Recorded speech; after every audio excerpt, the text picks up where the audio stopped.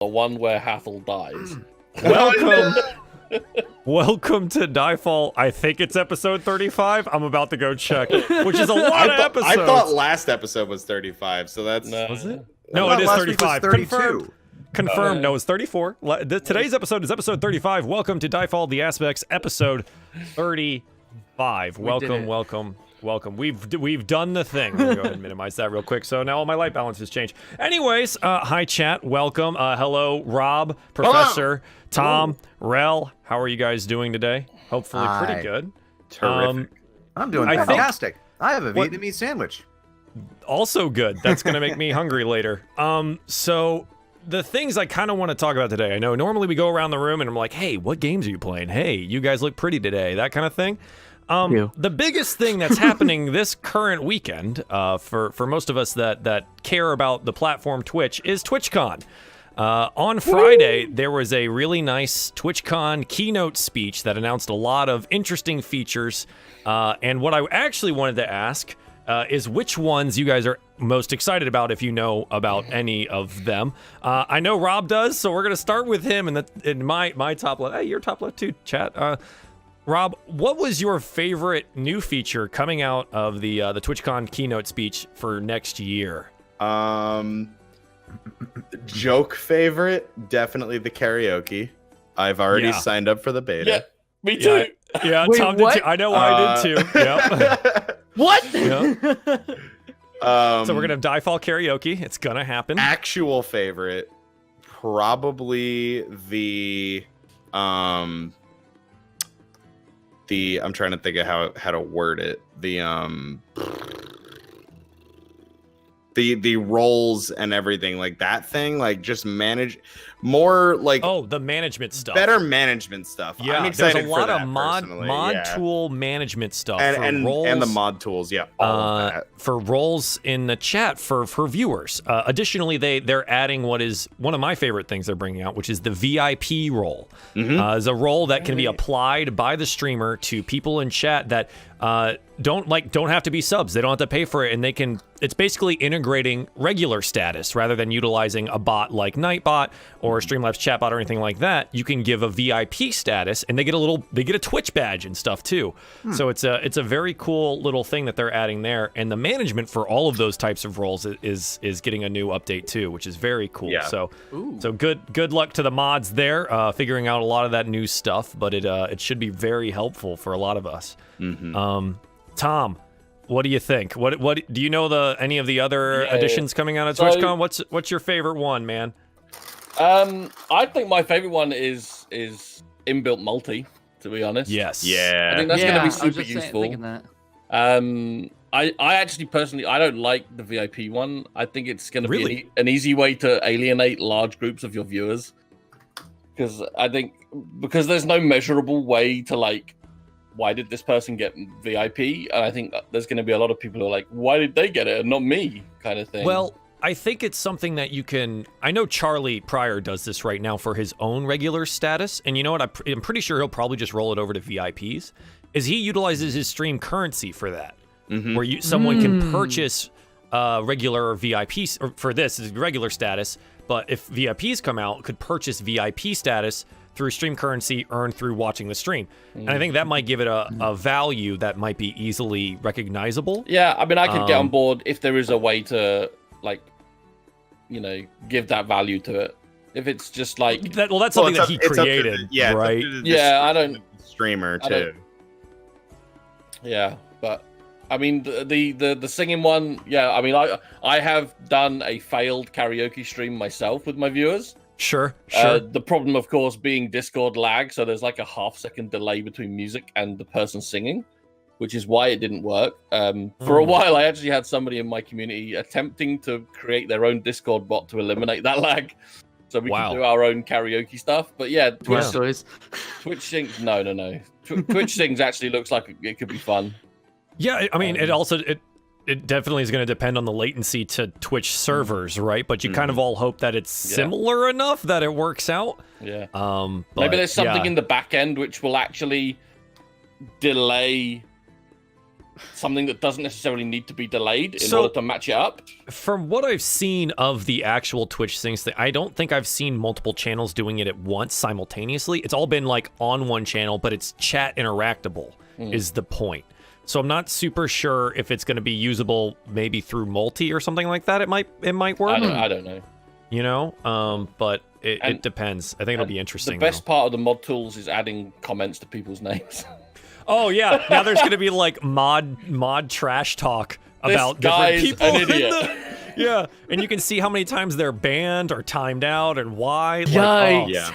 Like it's the so Twitch good. version of a glglobal reputation. Yes, No, exactly. that's good. It is good. It holds people accountable. Yeah, for sure. I think that's again, the mod tools announcements was one of the. Well, what they should add now is like douchebag badges. So when they have like a certain number badges? of timeouts They need and stuff, it's like a a little badge that says this guy's been timed out 1,000 times. Oh, no, I don't want anyone to feel like they need to earn that, because that is totally what would happen. Don't incentivize bad behavior. Yeah, True. Badge collectors are going to go after that one. No. Like hard, man, hard. Prof, I don't know, did you watch any of the keynote, or did you know about any of the new stuff coming out? I actually didn't get a chance to watch any of it yet. All I know is that I was texted like the other day about like co-streaming and stuff like that, and I was like, you know, that sounds like it could be pretty useful, especially because people do multis and stuff right now. Like you guys were doing multis with Monster Hunter, and doing a co-stream I think will be like infinitely easier if it's like inbuilt with Twitch. Integrated. Yeah. And even just trying to think of like other ways that it could possibly be useful, as long as it's like, because I was trying to think of how it would work. And if it integrates all the viewers into one, like it was essentially bringing all these different streams to one. Like an aggregate chat or something? Yeah, like an integrated chat. And so like viewer count would be distributed amongst everyone who's in the multi. Yeah. So current multi-streams sort of work like that, but it's a little, because you have to go through the third party like multi-streaming. Exactly. It sort of works like that, but I think if you mute the one that you're not watching, it technically doesn't count you as a viewer to that. Exactly. So I'm not super sure how that's going to work out. The way that they had it looked and the way they had it set up was that you would click the one you wanted to be the main focus, and the other ones kind of just sat on an exterior. And I'm sure there's probably going to be a way to like rebalance what that looks like. But if it's, I don't know how they're going to do the chat stuff. And personally, I don't think I would want an aggregate chat. Only because like a lot of stuff that happens within the chat is very specific to the channel, like bit donations or subscriptions or things of that nature. That's true. That's true. So I think separating out the chat still is probably a good idea. Or maybe even giving an option. I think the biggest thing for that is that it's available on mobile. Like people can watch it on mobile like that, which is really kind of interesting, because that's always been a thing that like, you know, you couldn't do, is watch two streams at once, and now you kind of can. Frost is saying they could offer a room. That's true. If there was like an aggregate chat room that you could join during that, I think that'd be cool. Yeah. You could opt into it, which is, having an option to opt into something is great. I think the more options, the better, as long as they're not forced on you. I think specifically what I really hope for, because multi-Twitch has like, it kind of does it, but it also doesn't, is that it's like, oh, I have 3 people that I'm watching at the same time, and my view counts for all 3 of them. If like if they're doing the same thing, like if the 3 of you, if you got all 4 of you are playing Monster Hunter, and I'm watching all 4 of you play Monster Hunter, I'd like my view to count for all 4 of you being, or to get my view for Monster Hunter, instead of just like, oh, like I'm watching Rel play Monster Hunter, and it's only counting that I'm watching Rel playing Monster Hunter, even though I'm actually watching all 3 or 4 of you. Yeah, I mean, and we won't know until 2019. That'll be interesting. That's my hope for it, anyway. Yeah, they said January 2019 they'll start rolling that out, so that'll be interesting to see. It'll be interesting to see. Rel, I know you spend most of your time on YouTube, so a lot of this Twitch stuff doesn't necessarily translate super well over what you do. I've kind of been wondering, you know, should I keep on YouTube or transition over to Twitch, because I know a lot of the YouTubers that I watch have been talking more and more about they've been, you know, pushing their Twitch channels a lot more. And it makes me think, is YouTube really the best place to be right now? Because maybe I should just try and do Twitch. But in terms of TwitchCon, I didn't even know it was happening. Yeah. That okay. said, I looked up the big keynote announcements, and the squad mode looks to be the most useful because I have a regular stream on Saturdays where I play with 4 or 5 other buddies, and we tend to play multiplayer games, either co-op or PvP, and having that kind of thing where, you know, everyone gets like all of our perspectives without having to have 4 separate windows open and be able to interact with all of us at once would be fantastic. And I think that's true for a lot of streamers. So that's the multi-stream you were just talking about. They're calling it squads. Squad up to whatever. 4 simultaneous integrated into Twitch. You'll be able to watch it all at the same time. That I'm looking forward to. The karaoke, I will do it just for you. The mod tools, I mean, honestly, it'll be nice. If I don't have to use chatbot, like if I don't have to use a separate program to do all the things that I want to do, and if it's just integrated into Twitch, so much the better. Yeah. I think so. And on your point about where is it better to be now, I think there's a lot of people from YouTube that are pushing over to Twitch. Even the people that do stream on YouTube stream more now on Twitch. A lot of them do. And that's because there's actually a really interesting thing. The people that used to stream on YouTube, there's some kind of bug within the search code or something like that their videos are no longer pushed higher in browse queues if they're streaming on YouTube. So their actual content is not in the same ranking positions if they're streaming on YouTube. So it's definitely an issue for a lot of, especially some of the larger content creators that like actually get pushed to the top of queues and stuff like that. Right. So a lot of them have just been like, well, screw it, I'll stream on Twitch then, and just have my content be the same on YouTube. Not to mention, on YouTube, it is entirely a crapshoot as to whether or not you blow up. You know, your channel gets discovered, and tons of people watch your videos, and you get thousands of subscribers. It's all a crapshoot. Like, maybe someone discovers it, shares it, or maybe it gets featured by YouTube, and a few thousand people see it. Right. But more often than not, you may as well just play the lottery. Whereas on Twitch, you have a chance to build up a following. I think there's more discoverability on Twitch, and they're adding the up to and coming thing. Yeah, they're adding more discoverability. They're doing more to. I always felt that Twitch was more accessible, and now they're making it even more accessible. That's awesome. They're putting measures into place to make it even more accessible. The plan currently for them is creating more discoverability options, right? Like opt-in options for people that are looking. And what they'll be starting with in 2019 is what they're calling up and coming.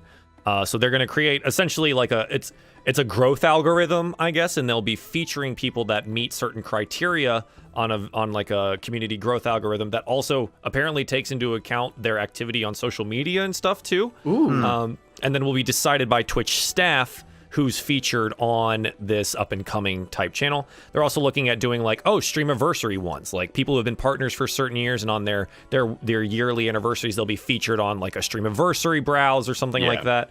Cool. So there's a lot of new discoverability tools that are coming in early next year as well. So I think that'll help out a lot, because the one thing that YouTube has always had over Twitch is, until recently really, was like a search function that worked, a discoverability through a browse bar that worked, right? Like if you made a search on YouTube on various keywords, you'd find a video that fit that and maybe find content that you actually enjoyed. Duzin, my moderator, found me trying to look for a Persona 5 playthrough. That never would have happened if I was on Twitch and at the bottom of Persona 5, right? He would have stopped at the top 3 somewhere. Yeah. Was he really looking for Persona 5 and not D&D? I would have assumed it was D&D. Oh, really? No. His first comment was on one of my Persona 5 videos from like 2 years ago. Yeah. Huh. So I want to say that I would not like quit YouTube because I play different games for LPs versus streaming. Certain games lend themselves better to streaming, like Monster Hunter. It's an endless game. You can just play it forever. City Skylines, it's an endless game. But like I'm playing Hollow Knight right now, I feel like I have more fun with it just playing myself in my own thoughts and just kind of experiencing the game as it goes. Now, it would also be fine as a stream game, but it's also something that's like, I like recording it. It's fun. Yeah.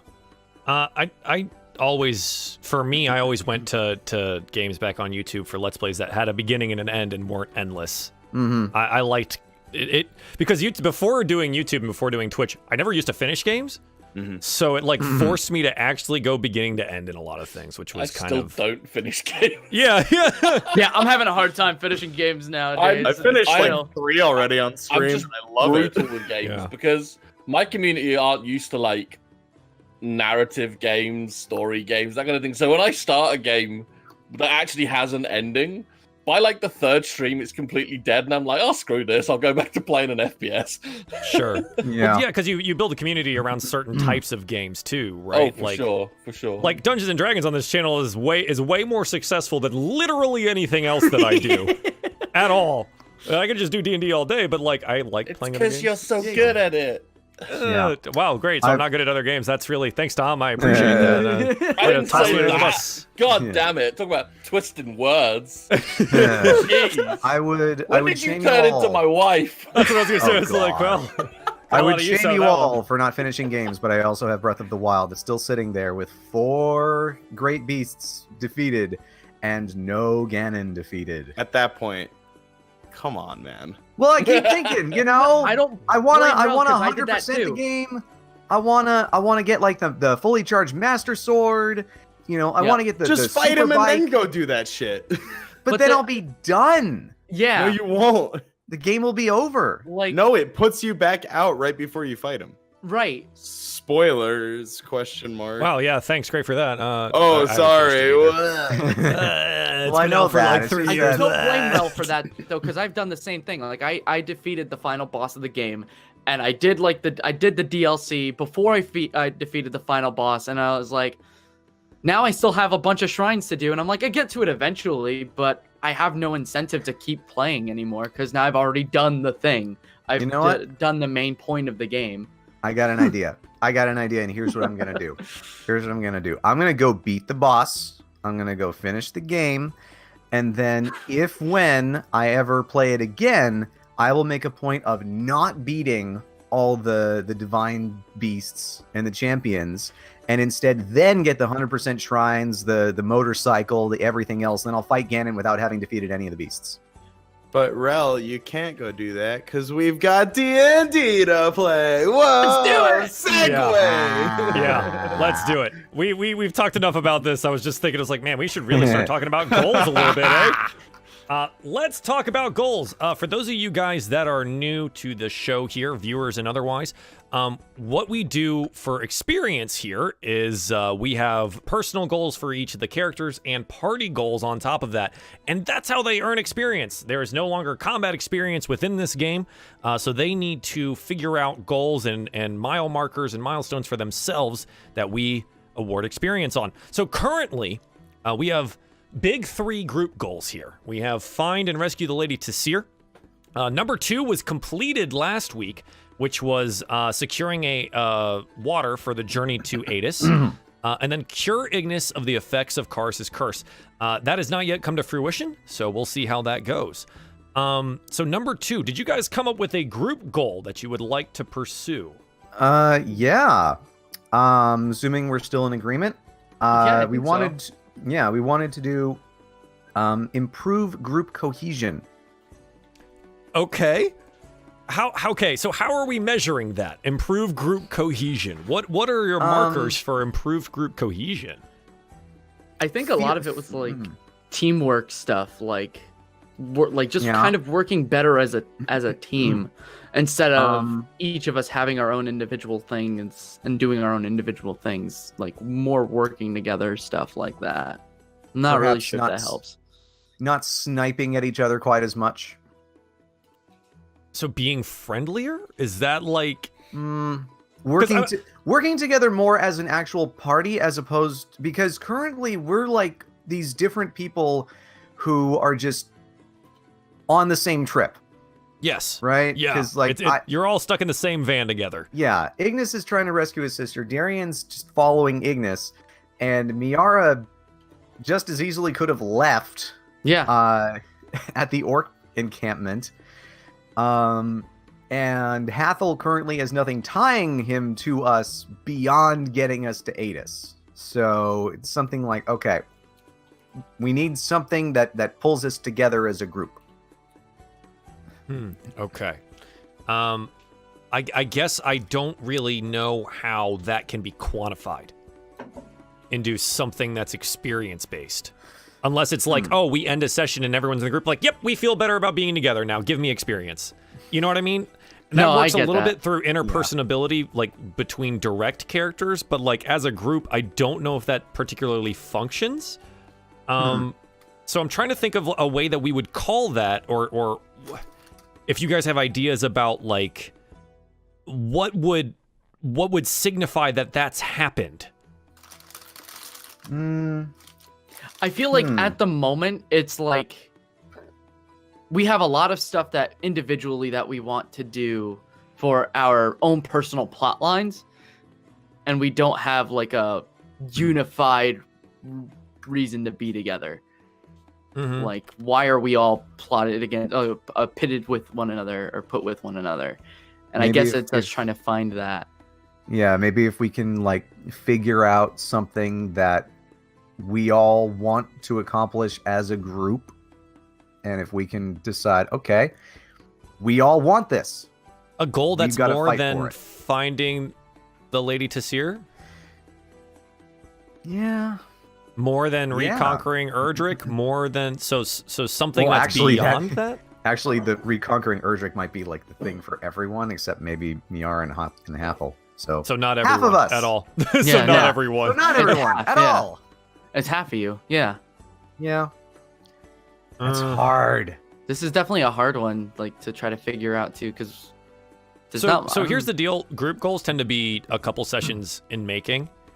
If this is something that you guys want to think about over this session or over the next week or something like that, again, the only issue I have with the way that is worded is that I don't see a mechanical point where we can say, yep, that's it. This is where the party comes together and for their greater good rather than for any personal gain, which it's something I can kind of keep track of. But so, okay, here, you know what?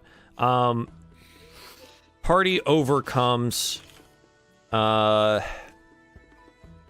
needs of self to support overcomes the needs of self and puts the party above any other goal. Does that make sense? Duzen simplified it. Come up with a unifying cause. Right, but we have those. If that works. You have those. So that's why I'm trying to see like what is but a cause beyond those things. Yeah, I'll make note of that there. A unifying cause, greater than something you currently pursue. Sure, we'll leave it for now, and that's fine. What experience value that actually attains, we'll see if and when we get there. Okay, just know that that's a very interesting thing to try and quantify. If anything, it's a temp, and because we couldn't think of anything else. How about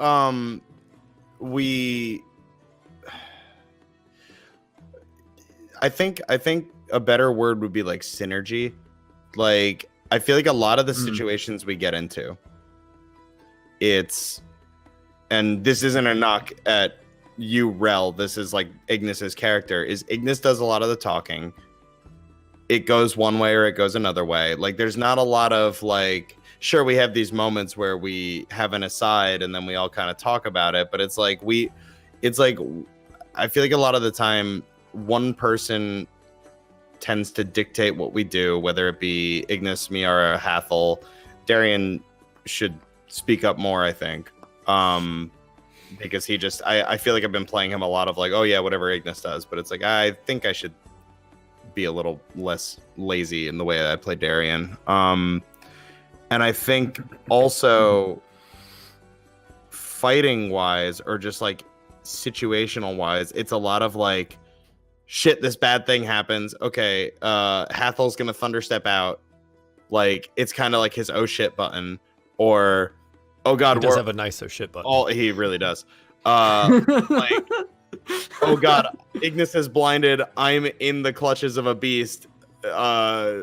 Like kind of more moments, for lack of a better word, like the fire breathing panther. Like that was an idea that the group came up with. It was like, would this work? All right, cool. Like we kind of had like precautions put in place for that battle. I feel like we worked together cohesively and it made sense. Each of us kind of had a role. And we had like a strategy to it. I feel like maybe that's a better way of defining it. Like you go into a battle and we all kind of like have a formation. Like maybe we, I don't know.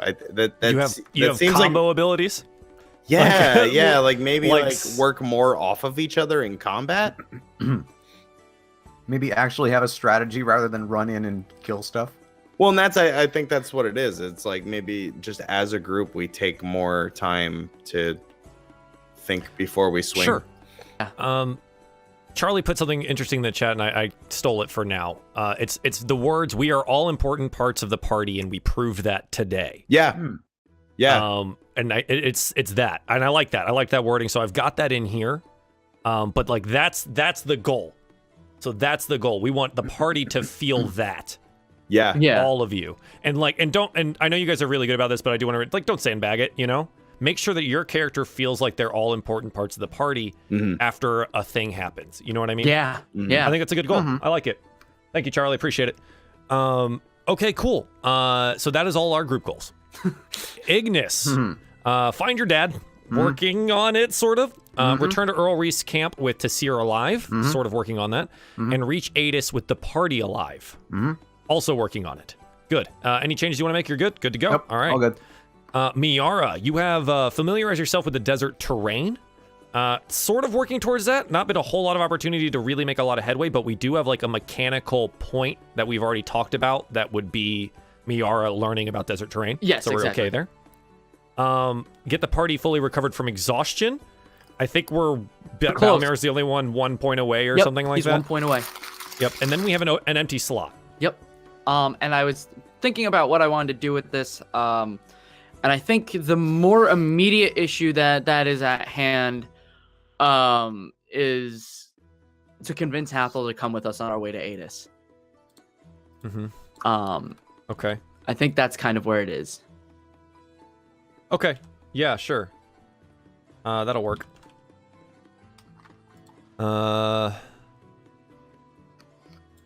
So how this works out, I mean, this is going to be something that's probably figured out really early on here.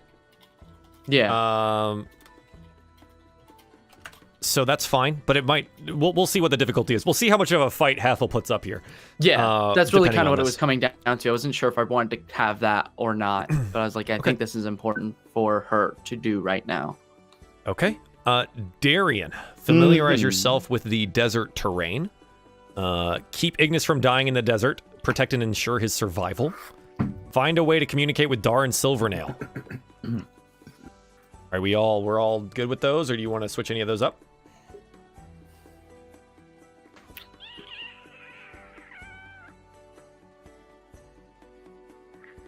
Okay, so just to be clear, nobody told us to mark the ground where the Molduga. No, oh my God, the Boulette. I'm in Zelda mode right now. Yeah. So the worm, the Mon-Keet, is Yeah, the words Mon-Keet. that they use. We weren't given a totem to mark the ground where that is. It's just an oh shit thing. So that's up to the party if they understood what she said to you. So I'm having trouble remembering what was said because I thought it was that. it was like a, hey, if you see one and it gets bad, put this in the ground and run. Okay. That was That was the wording. Yeah, it was pretty much that. In more broken common, Yes, but yeah, yes. Yeah. Okay. Sorry, read my goals one more time, just real quick. Safely. Oh wait, sorry. Familiarize yourself with desert terrain. Keep Ignis from dying in the desert. Find a way to communicate with Darien. Switch out Darien for if I come across the Monkey, use like indicate that, oh, beware, all ye who enter here, abandon all hope, whatever. Like kind of warn travelers that, hey, this thing is here. Like, find a way to do that. So you want to like leave like some kind of totem marker or something if you see the worms? Yeah. Okay.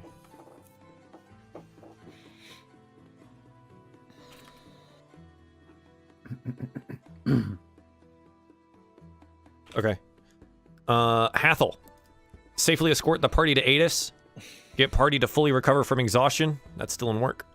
Renew confidence of party and guidance by Druvani. So that's an interesting one after what happened yesterday. So I don't know if you want to. That's gotta go. Okay. Go ahead. I mean, that's utterly pointless. It'll be interesting. Yeah. I mean, case. if I think at this point, if I managed to do that, the XP reward would be like astronomical. It'd be pretty big. Yeah. So we're just getting rid of that one. No. Okay. So this is very much an introspective goal to learn about the other aspects now.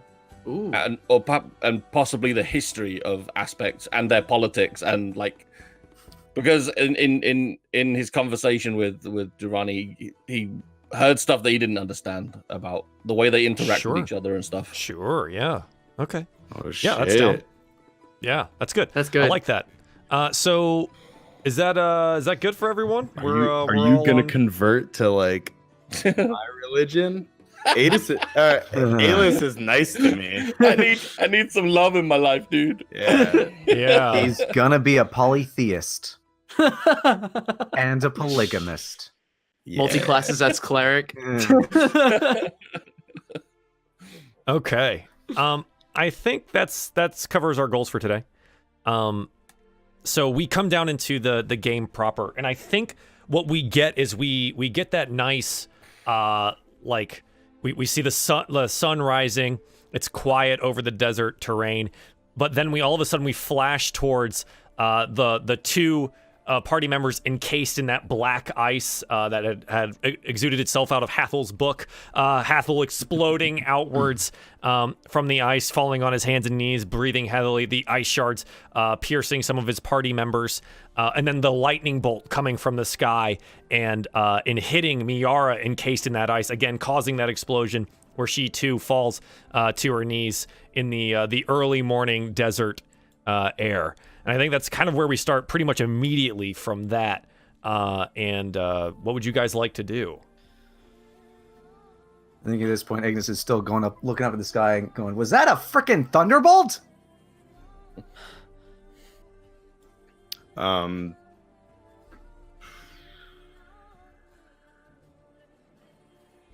don't even know how to process this. So you know, Hathol is also like on the ground, hands and knees. Miara is out there breathing heavily. Yeah. What would you like to do? They've just been encased in this ice, and yeah. Immediately run up to Miara. And okay.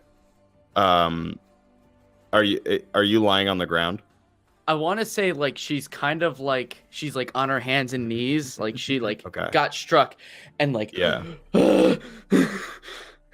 I immediately run to her side and put my get down on my knees and put my arm around her and just, do you require healing?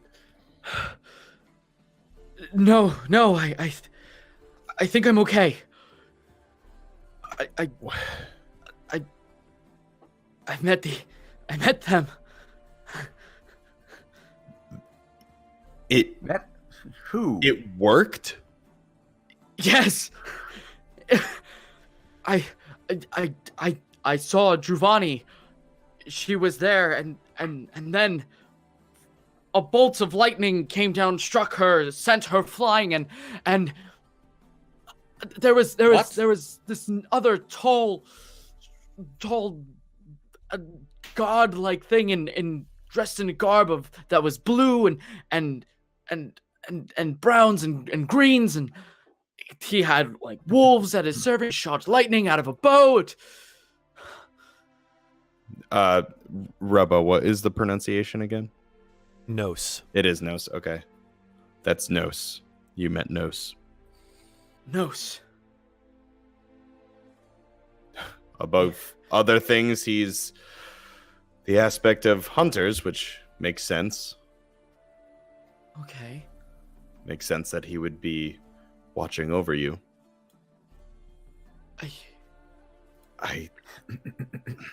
I'm still taking all of this in. I apologize. No, be honest, I didn't expect for you to meet one aspect, let alone two. They fought for me for a moment. Yes, well, there's no... Yes. Druvani wanted me What? to join her and follow her. Yeah, of course. They wouldn't make themselves known to mortals if there wasn't some greater plot. We are merely their playthings. That's why I tried to warn you. She not said to... she would kill me otherwise if I didn't join her. But Nos rescued me from that, from what I can even fathom of all of this. I'm just glad you're okay. You and me both. What happened to Dravani? All I know is that she was struck by the lightning and then she went away. She left. She appeared to be angry that Nos had shown up and then left. She was indeed angry. Yes, well, now we have two aspects plotting against us, so... Hathol, I think I don't think she has your best interest at heart. Do not speak Hathol. to me of Dravani. Hathol, as you recover a little bit from your ordeal, you do notice that the anchor in your chest that Druvani had put there that pulls you to Adis seems less strong. It's still there. It still points the direction for you, but it seems weakened somewhat.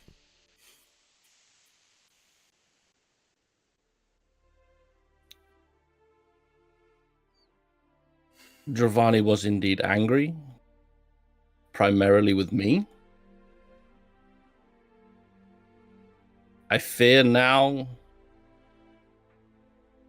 her guidance may be lifted from me. Do you mean Well, to say that we're lost? No. I'm Darien, trying to say I'm confused. we have a map. It's not like we need divine intervention for this. We have a map. Have you ever read a star chart before, my lord? It got us this far, didn't it? I know where we're going. I know where I can figure out that the stars have aligned at least similarly to the constellations that I am familiar with. I would just feel better knowing that the aspects weren't plotting against us. Rather, they were, I don't know, guiding us. Nos had said that we have everything that we need to get to where we need to go. I feel the aspects are less plotting against us than fighting over us. They're definitely fighting with The one another. aspects have always fought over power and followers. Well, I worded that poorly. What I mean to say is nothing good can come of this. If we are being fought over, I mean, who does that really benefit? The aspects. Above all else, that benefits them. Precisely. Which is why I try to have nothing to do with them. Which is why I don't think we should have carelessly meddled trying to gather get their attention. Well, I'm in agreement there. Mistakes were clearly made. We needed to know where we needed to Yes, go. mistakes.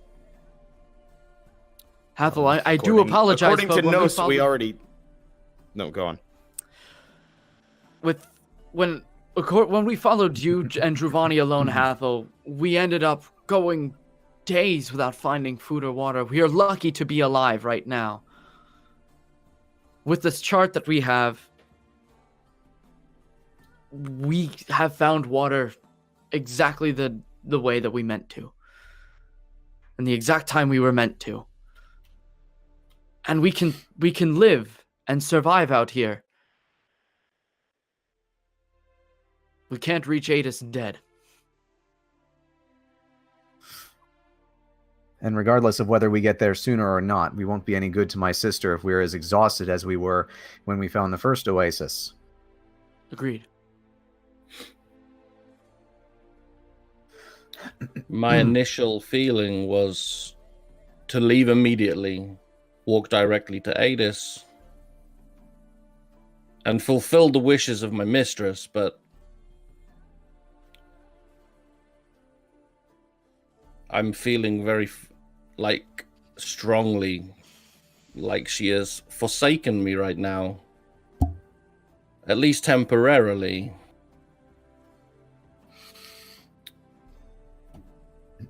This is a confusion I have not experienced before. Whereas she may have forsaken you, clearly, Miera is being guided by Nos. You, in some capacity, are being guided by Dravani, and I am being guided by Alis. So, they're at least with us, for better or for worse. And according to Nos, straight from the mouth of an aspect, we have everything we need. So I stand by my initial point that the aspects won't let us die here. Well, my point is the same. We have a map. It has led us to water. It will continue doing so. We know how to read it, and we will reach Adis with it, and much better equipped, and much better fed and watered than we would have otherwise. So I intend to follow the map and the Merchant's Trail and reach Adis as soon as possible, but with enough water and supplies to actually survive the journey.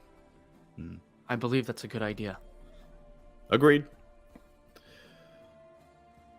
And I'll help Miera up. Yeah. As Miara extends, Miara, what's your dominant hand? Where do you put your short sword? Right hand. Yeah. So that's so as she extends her right hand to you, you notice that the glove is a dark blue, almost black. Is she not usually wearing gloves? I thought she did wear gloves. I think she's wearing gloves. Yeah, I think most of you do, like generally. Yeah. Okay. No, Ignis would. Yeah. I think she's Nice definitely gloves. wearing gloves. Mostly for protection from, being in combat or, the random elements of the world. Where's the artist rendition? Yeah, right. So yeah, you notice that the glove on her left hand still is that probably that similar, that brown color that most leather gloves are, but the right one seems to be a dark blue. And as she extends it up to you. So I'll help her up, and then I'll just kind of continue to hold her wrist and look at her glove and say, "Well, this is curious." Huh. That wasn't like that before. What did the aspects teach you a little bit about fashion there? I don't know what this could be now, but I guess I'll have to try to have another conversation with him at some point. Yeah, I think you don't necessarily know what it is, but if you spent some time with it, or if you had Ignis identify it for you, you'd end up knowing what is going on. Well, of course, my very first impression would be, all right, let me take a look at. We don't know what that is. It could be dangerous. Sure. Ignas's curiosity brings him over to the glove itself. And if it's Ignis, dangerous, I want to know about it.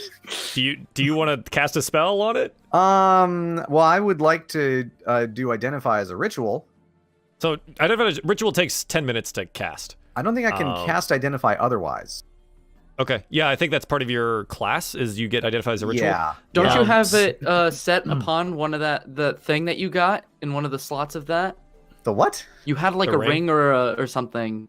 Or- Yes, I have a ring that allows me to cast various spells. The point is that I don't have identify as a spell. Oh, okay. It's Gotcha, not gotcha. one of the spells that I can cast. However, because I'm an artificer, I can use identify as a Sure. ritual. Gotcha, which gotcha. is So you take the next magic 10 out minutes. analysis. Yeah. This is everyone. You're going to take the next 10 minutes to cast identify, correct? Yes. Okay. So while they do that, you guys are more than welcome to talk or anything like that. I'm gonna give this. This is now both in Sacram's and Rel's journal. Rel, you can only read it, but Sacram, you can alter it in any way that you see fit. You should have an item in your handouts.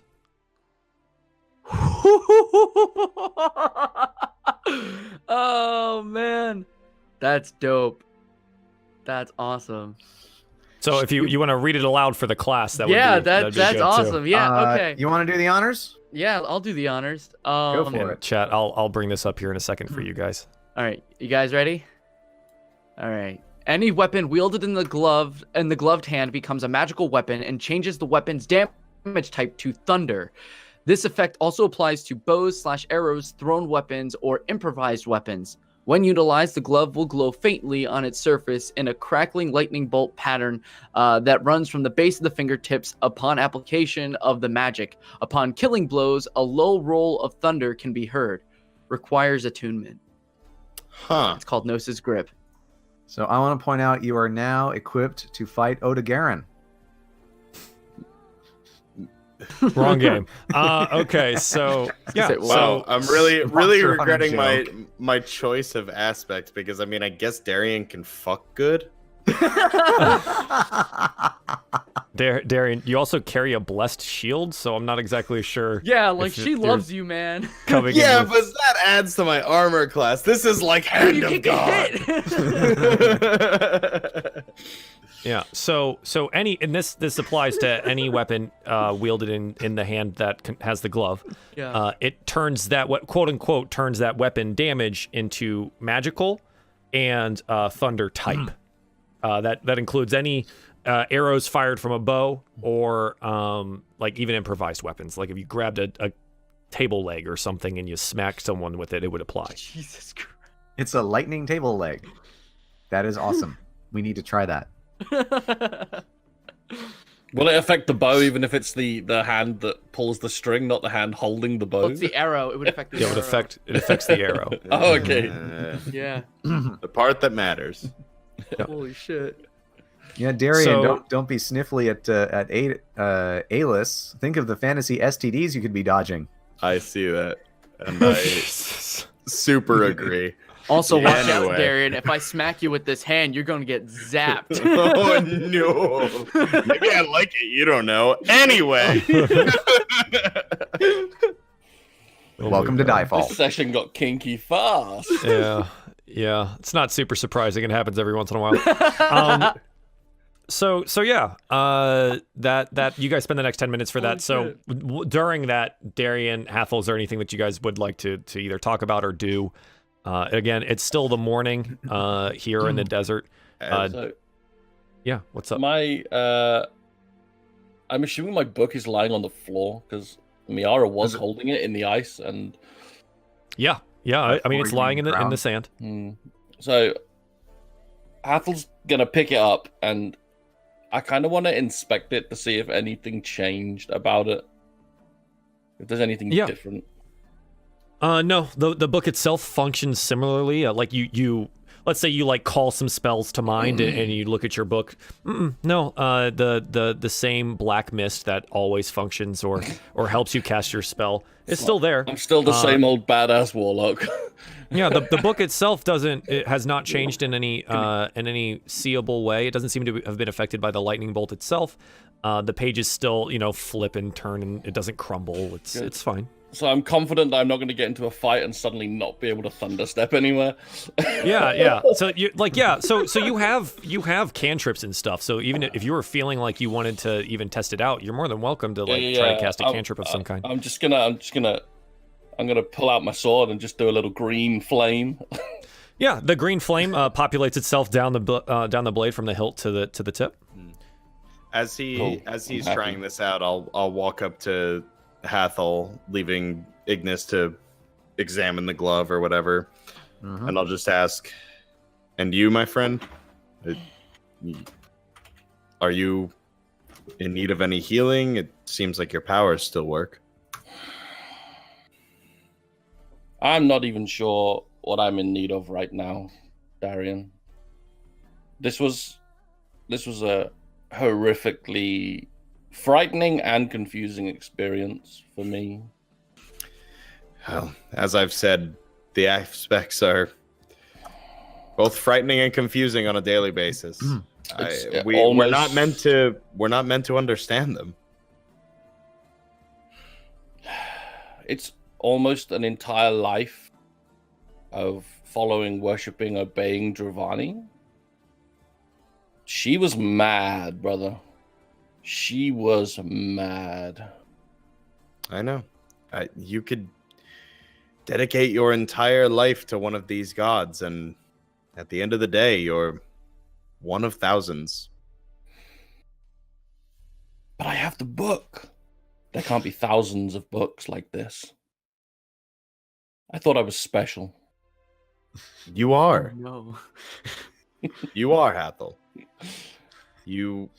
I can guarantee you not many have met Druvani and walked away without some sort of a curse or alive. I mean, as insignificant as we are to them, you are cut from a different cloth than many of her followers. I can guarantee that. Thank you for the encouragement. However, right now I feel I lack confidence in my ability to survive this place by myself. I'll put a hand on Hathol's shoulder. You're not by yourself. You have us. For a time, I thought perhaps I should be by myself. But the events that have transpired here have made me feel that perhaps this group is the best place to be right now. I will accompany you on your journey. And we will accompany you on yours. We're in this together, my friend. Guys, you can't earn double inspiration. Oh shit, I already have inspiration. Fuck you, man! Hathol walks off into the desert. Fuck you guys! Screw you guys, I'm going home. Yeah, I mean, so all of you, if you didn't have inspiration from the last session, you should. There was a lot of good stuff. Double inspiration! It does not double. I Just get go advantage ahead and... on my advantage. Yeah. Super inspiration. Yeah. But I think after that conversation, that's about when Miara and Ignis are done examining the glove. And yeah, you guys return to the party. What would you like to do? The morning is continuing onwards. I mean, you were up early at sunrise, but day's progressing. What would you like to do? I'll go up to Ignis and just ask, "So, my lord, have you learned anything from examining it?" Yes, good news.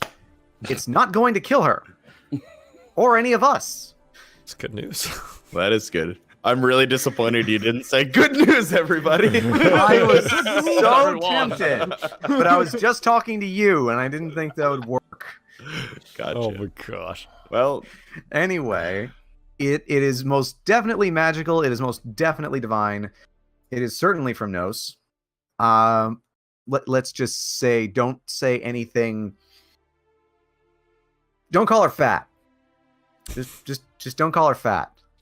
I think we should keep moving. Darien is worried that Ignis is going to slip up. I propose Miara's the leader now. She hold the mighty fist. Yeah. Or you get 5 across the eye. Miara, So you guys- don't snap your fingers. So you guys have, you filled your extra water skins. And this is actually a point that I wanted to ask. I did go through your character sheets, and it looks like the only two I'm missing here are Ignis and Hathol. I don't know how many water skins you have. So, Hathol, how many do you have? Yeah, I've been tracking it in my my notepad file with all my notes and stuff. Okay, that's fine. I have 3. You have 3? Okay, I did write that down, but that's good. Ignis, how many do you have? How many do I have? I've gotten I extra. know, Miara, you have 5. Yeah, I Right. Darien has 2. And then Hathol has how many? 3. Then that's the 10 that we got. So... No, well, I mean, you guys already all had 1, and Hathol had 2. and I had 2. Oh, so we got 4 extras. 'Cause there was 1 for me and 1 Okay, for I can't Downey. math today. I have all the rest. I just don't seem to have written it down. Okay. I Dang also it. have 2. I just don't remember why I have 2. You An had extra 1, one, and then I you were think. given an extra 1. Okay. When you guys traded away your health potions, you were given some Oh, we were items. given 10 total, yeah? Yeah. Yes. 10 Yes. extras. Okay. 10 So on top 4 of the 3 that It should you be already 15 in carried. total. Or you already between us carried. all. So Gotcha. it's 5, 3. 16. Darien has 3. It's 16 in total. Oh, So then Baumia. there's- Darien Sorry, has- I forgot Baumia had 1. Yeah, so Miara has 5. Yeah. From what I have right now, Darien has 2, and Hathol has 3. I just need to know how much Ignis has. The rest. So if we're supposed to have 13 total, wouldn't we then have... I would have 2? Yes. Yeah, because I think we probably. split it up 2, 3, 3 in order to get that 10. Right. And I got 3. Well, 2, From 2, what 3, I- 3. Yeah, 2, 2, 3, 3. Yeah, I said 3, 3, 2, 2. Whatever, same thing. Okay, so Ignis, how many do you have? I have 2. Okay, great. Awesome, thank you. Plus the one I had, I guess. So 3 total. Yeah. Okay, that's what I was asking, is the total amount, Okay. not how many. I'm sorry, I forgot the extra one. Darian, do you have 2 or 3? I saw 2 in your character sheet. I've got 2. Should I have 3? I don't heckin' know. You guys need to keep track of your Oh, items. okay, You great. should. I thought I did, and now it got You called into had question, one, and now you I'm were given confused. another 2. Yes, Okay. you should also have 3 total. Cool. Okay. I have 5. I got Great. scared. I'm so done with this. Okay, I just want to know how much water is on the field here. You guys have all of your now calculated Oh, I know what water happened. skins filled. I have one so- in my adventuring gear. That's what confused me. Okay. Gotcha. Yes. Okay, so you have all of your water skins are filled. Mm-hmm. And everyone seems to be okay. The only real differences being that, Miara's got apparently a new glove, and Hathol seems to have a little bit less of a pull towards Adis.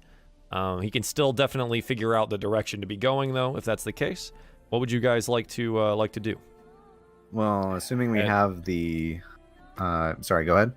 I was going to say head for the next Next Oasis, yeah. the next Oasis. Yeah, Yeah. You're for with sure. us? I'm coming with you. Yeah, Okay. All right. face, Then face assuming... shaken, boys. Oh. Oh, Then assuming we have all the water we need. Quick Do we check. have- Any ground trembling? Make a perception check for me. I think we already we already all of us did would figure work. out whether or not we did, or whether or not Beep there up. was any. I will also make a perception check, even though Darien crushed it. he did crush it. Holy. And I Yeah. didn't. So before the party heads out, everyone stands perfectly still and attempts to listen and feel for rumbling in the ground. No, there's just a light breeze.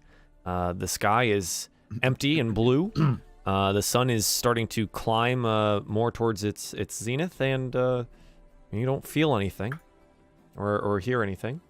okay, no more boulettes, and we should be on our way. You guys pull out the. I know the night before during watch, Miara did attempt to figure out and orient herself in the direction that would be necessary to make it to the next one. It was myself and Ignis. Yeah, we both worked together to figure it out. The next oasis lies under the Twin Blades, and it is marked as a 3 days journey from here. Right. All right. So you guys are ready to head out? Yeah. We have 3 days worth of water to get us over there, because it's going to be the next time we see any water. No, we don't. No, we don't. Because we need 2 water skins each per day.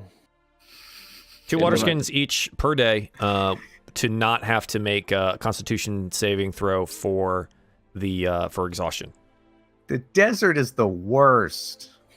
So yeah, and I think the some of the smarter of the group would realize that merchant caravans likely have ways to carry much more water than would be needed for just a couple people, or have ways to create food and water, much like the hobgoblins would, because they're prepared to come out into a desert for however many weeks. Yeah. If we had time, I would suggest we prepare and tan that boulette stomach and turn it into a good water skin, but do any of us even know how to do that, too? That's there. Well, I think it'd be basic knowledge for anyone. If anybody would. Are you suggesting we turn it into like some sort of super water skin that would carry like Yes, 15 basically. water skins worth? If anybody would know, it would probably be Miara, because she's a hunter. Yeah. So yeah, and she also has a background in blacksmithing, so she would know about leather working, I think. Yeah. But maybe I don't know about like taking the stomach of a creature and tanning that rather than like a hide. I'm not exactly sure what that would, because like it's not leather, it's a stomach. Right. So it's not skin. So I'm not sure. I mean, again, you can always try. You're more than welcome to try, but the result of that is up in the air, I think. Well, the thing is, it's It's also going to take some time. Yeah, that's the point. And also, we need a sewing kit, which we don't have. Plus, there's the logistical problems of, yes, you can fit this stomach in your bag of holding right now, but if it's full of 15 gallons of water or something, how does it fit into your bag at that point? My initial suggestion was to cut it up into pieces, like to section off the stomach and then make smaller water skins based off of that. But This is also entirely possible if we only had a sewing kit. yes, exactly. Sure. Well, I mean- hopefully my sister has one. I can't imagine why, but She took up sewing when she was running from Hida. Yeah, when she was trying not to get assassinated. So it's a 3 days journey. Yes. The next oasis. So 10 water skins per day is needed. Well, here's what I'm gonna suggest: is maybe we do our 1 water skin per day and just bank on finding a cactus or something. So that could be doable. you guys would know, like, okay, we're going to start on this journey. We know it's 3 days. We know we don't have enough water for those 3 days. Drink a lot of water now, Yeah. right? Like, try to get your fill Yeah. as much as you possibly can, and then start the day. Yeah. Right? So I would argue you the will have a opposite. bit of a head start here. I would argue the we're opposite. at the oasis right now, so we can drink from the oasis as much as we need to now. Oh, true. Yeah. And then Which, let's say we do. So Fully hydrate ourselves at the waterhole. again, so we talked about this in the DM prep stream right before the show, me in the chat. So you can't consume you're not going to consume a gallon of water and have that sustain you for the whole day right now. Right? But you can definitely Hey, I can do it with beer. Why not water? Well, because it's not going to sustain. You can drink it all now, but 12 hours from now, that same gallon of water is not going to be working. You'll have probably peed it out at some point. That's So the hope. just keep that in mind. That it's you will be able to get a head start, right? But it's not going to be a full gallon that you're going to be able to drink and then continue. You know. I have a we get patron an extra trait. portion of water because we're at the oasis right now. Correct. Yes. Yes. I have a patron trait that says I don't need to urinate, so it's fine. Yeah, I'm sure that's there. I'm pretty sure the destruction definitely destroys your pee while it's inside your body, so you don't have to deal with it, obviously. So here's my suggestion. We drink our fill now. We drink half the water skin.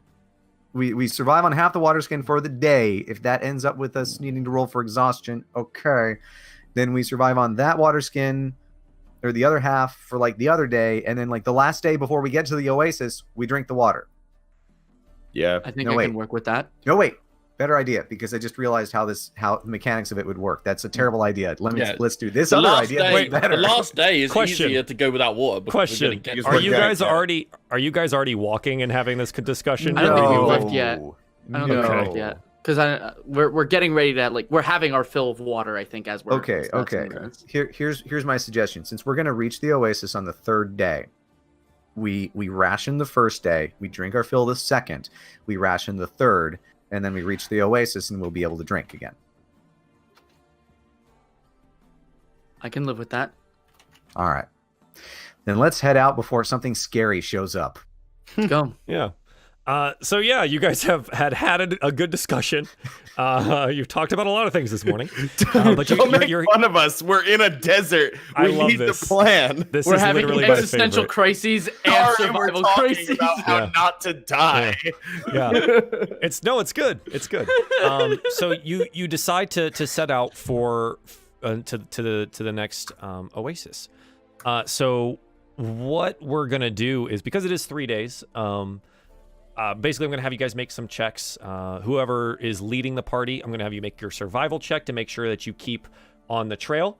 For those of you that are keeping out watch, you'll make your perception checks, and I'll probably have you do like one for morning and one for afternoon. You're more than welcome to like talk about anything that you want to talk about for these days.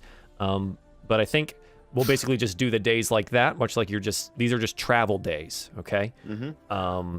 So yeah, who's leading the party? Me, there's my 18. Okay. Okay. And I'll probably let's see if I do any better. Okay, so wait, are you both leading the party? I'm Well, 'cause kinda I'm, confused like, as to what the... I'm using the star chart and figuring out our direction of where we're going. And I'm trying to learn about the desert, so it made sense Oh. to me that like I would be keeping an eye out for something, like, you know, observing everything, trying to... Sure. Okay. Does that make sense? Yeah. I didn't know who was actually making the check, Yeah. so that was kind of like that was on me. Yeah, no worries. So yeah. Okay. So 18 from Darien, 10 from Miara. So Miara, I'm just gonna assume that you guys are helping each other. Does that make sense? Well, yeah, Yeah. I mean, we're both doing it. And Ignis makes a perception check. Hathol, do you want to do anything here? Do you want to keep an eye out, or do you want to be doing something? Yeah, I'll just keep an eye out. I okay, think so Balmiar's gonna make keep a an eye perception out check as for him. well. Kind of because he's like tired, but still like I'm hungry, I'm thirsty. I'm not This and keeping that. an eye out. Yeah, so I'm gonna. You've got a lot on your mind, brother. Clearly, Crisis of faith. Okay. I swear. Yeah. So yeah, Hathol, you're maybe trying to make some kind of connection here or something. Yeah. So the early morning travel. I think Balmir's got the best perception here. He doesn't notice anything that sets him off in any way.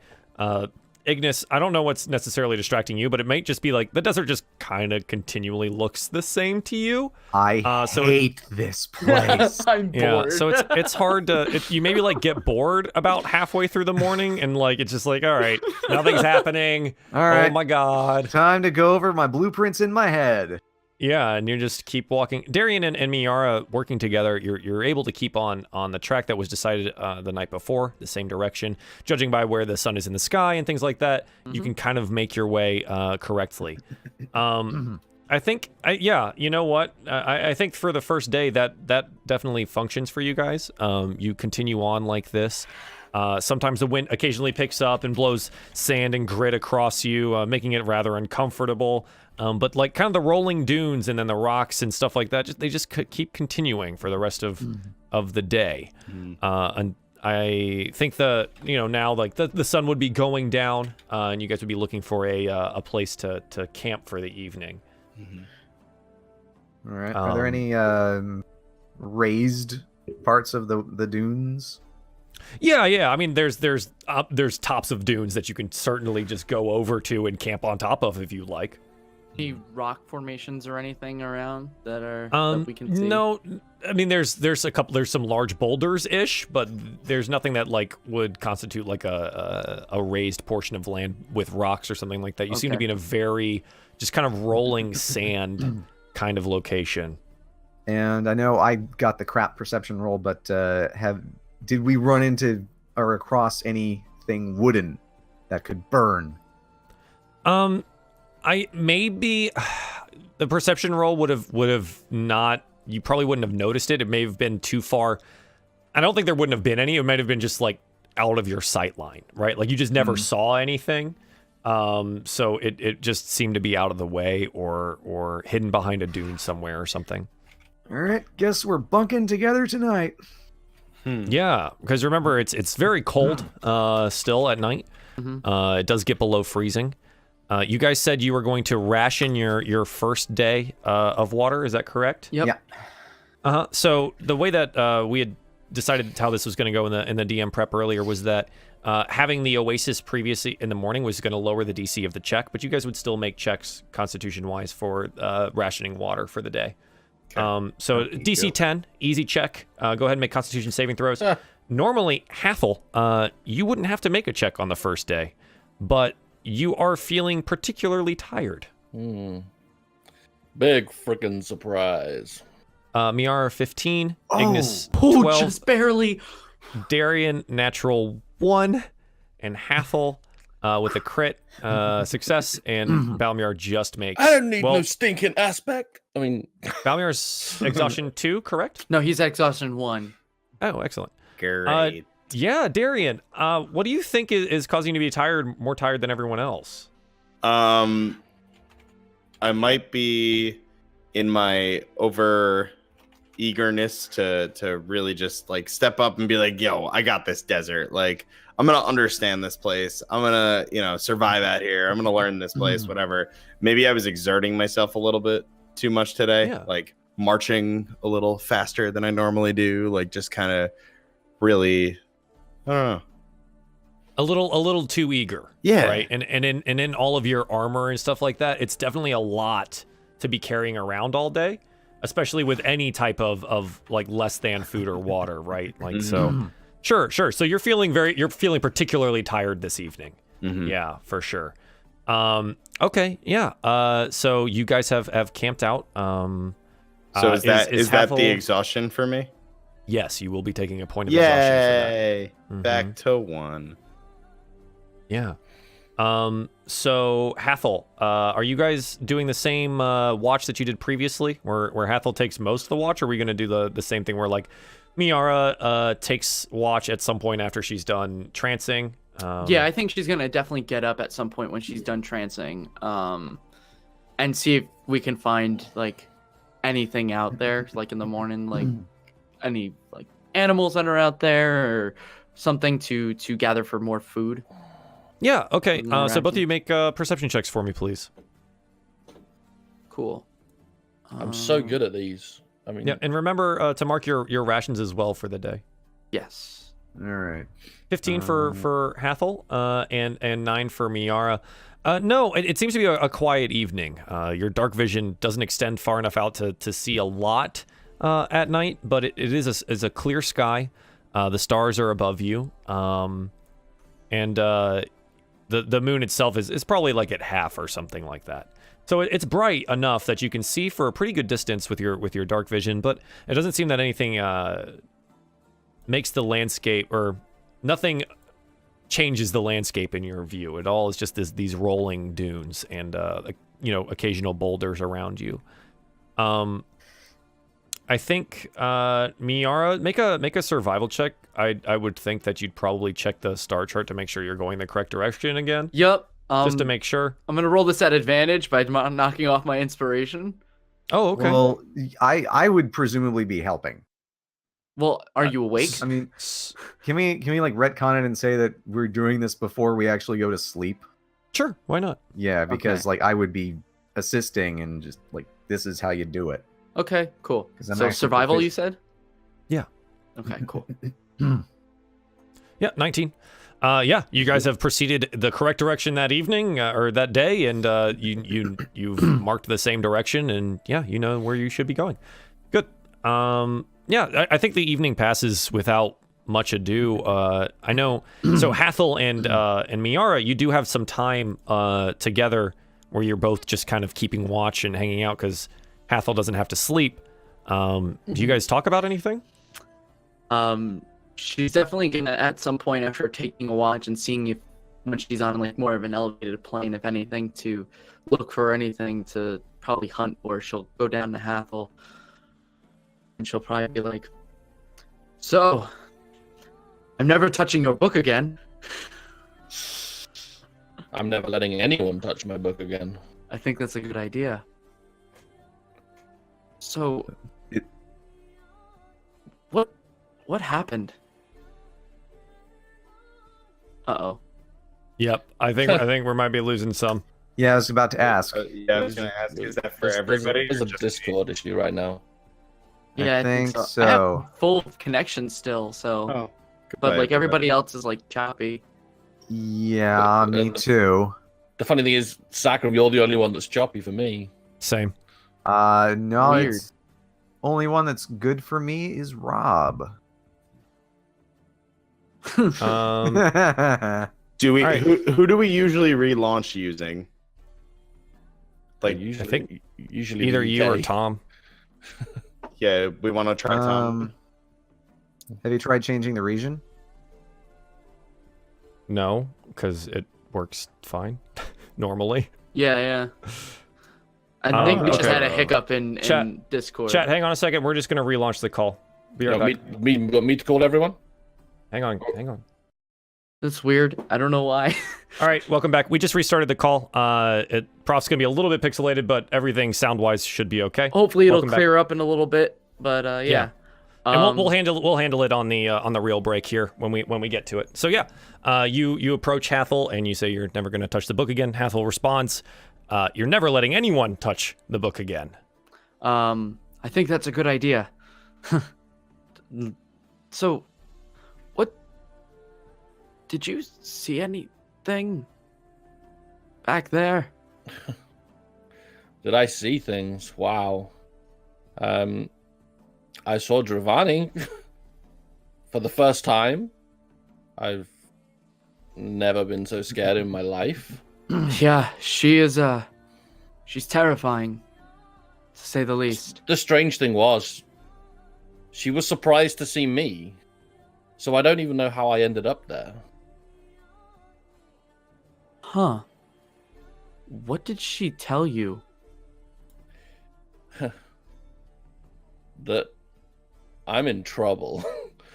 I'm in the bad books right now. She was not happy that I let you touch the book at all. No. I'm pretty sure she was gonna just kill you straight off to start with. Thank heavens I managed to talk her down from that one. I appreciate that. She told me, well, she had left me with an ultimatum. She had said that if I don't become one of her followers and help you seek out an artifact, that she would kill me right then and there.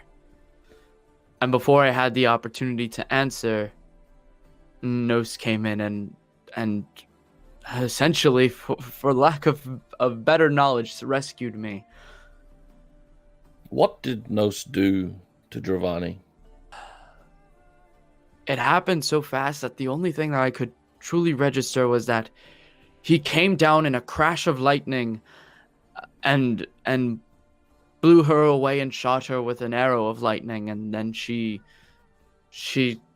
essentially just said, "I'm not going to deal with this," and walked away and left. Did she walk away, or was she She forced to leave? I Was think she banished? because I have no idea. From what I can recall, she opened up something and left. It makes me very uneasy to know my aspect can be bested by another aspect. It's a concept I hadn't yet considered. Well, I think it's something that we need to figure out, is that these aspects have their own strengths and weaknesses.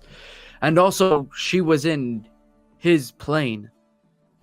So maybe he has more power in his own plane. You know, I asked her if the trees that I had seen while there were hers, and she said no. she scoffed at the idea. Truly. I have so much to learn about the aspects. I need to understand. I wish to know more as well. Adis will be a good place to start. The hobgoblins have some knowledge of certain aspects. We can begin there. Yes. I have to ask, though, because I grow concerned not only for you, but for what Druvani might have planned. What is this relic that she wants you to acquire? I do not know exactly what it is, but it's something that she needs to increase her own power. Maybe to avoid being humiliated by aspects like Nos. I grow worried that if one of these aspects becomes too powerful, and especially the one of destruction, that we could see something unfathomable in this world. And I don't mean to steer you away. It's just something that I've been thinking about since the incident happened. My understanding has always been that Druvani, being the aspect of destruction, still only manifests that destruction in necessary ways, not what's the word I'm looking for? It's not senseless, it's not mindless, it's not gratuitous destruction.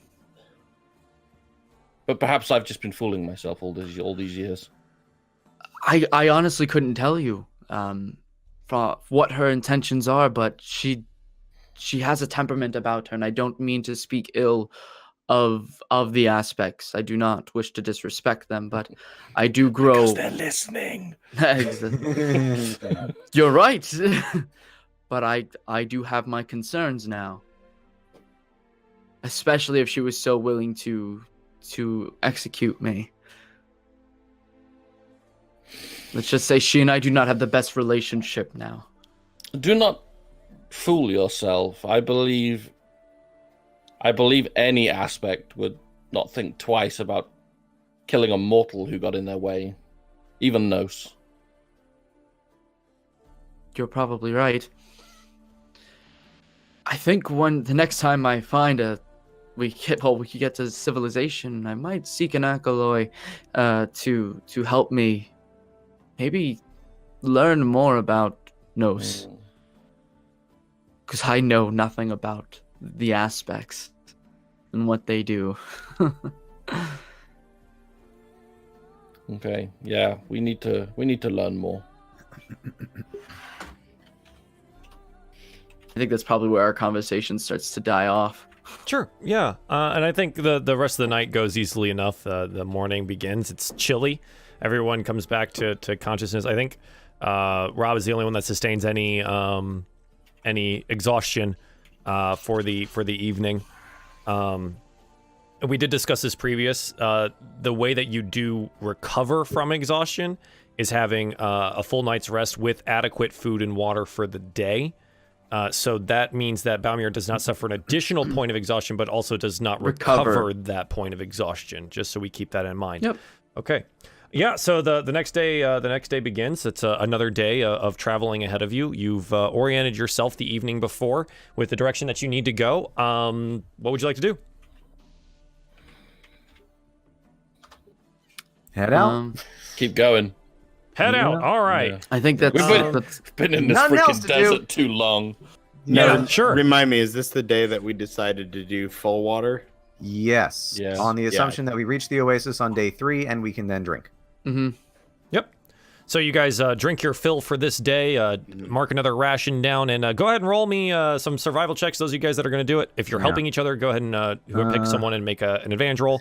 And, Those of you guys that are keeping watch, do perceptions, please. And we should keep an eye out for anything flammable or those cactuses. And more food. And food. Because I'm Like out buzzards. of rations officially now. Because I am feeding for 2. You guys did have... You did. So remember the... Darien, what did Oh you yeah, do? we have 10 days of stuff as well.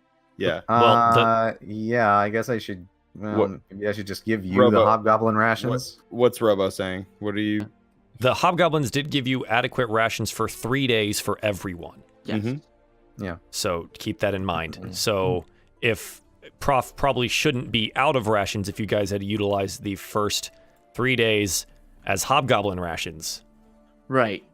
When that happened, Just I as a just added reminder. 3 rations to my character Okay, sheet. I don't know how you guys divvied it up. I'm I just think saying. it was being held by Ignis the whole time. Well, yeah, and then I'll pass them out. Yeah. You can just assume that. Okay. Okay, I'm just letting you know. Yeah. Just imagine how fun inventory management would be if you didn't have a bag of holding. So, Miara, is your check a survival check That for the was star chart and everything? That was the night before. That was the night before. No, nobody's Yeah. made a check since then. No, I know, but he just told us to make checks. So Yeah, yeah. Are you Yep. For the okay? day. I'm asking because I can I'm make at a- disadvantage. So Yeah, I can make the check. Yeah. okay. Um, Rob, are you going to attempt to help? Do you want to help me? Yeah, how would that work? Would she still get advantage? Roll me a survival check at disadvantage. Rob. Okay.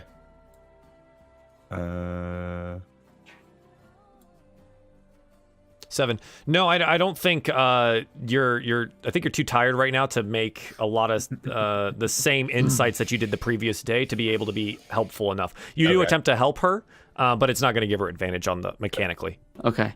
So I'm gonna make a flat survival right now. 24. Didn't even need me. Strong, independent woman. So, yeah, you're able to you figure it out. You're like, yep, we talked about this the night before. This is the direction we're gonna be going for the rest of the day, and you set off in that direction, and you seem very confident that is the correct way.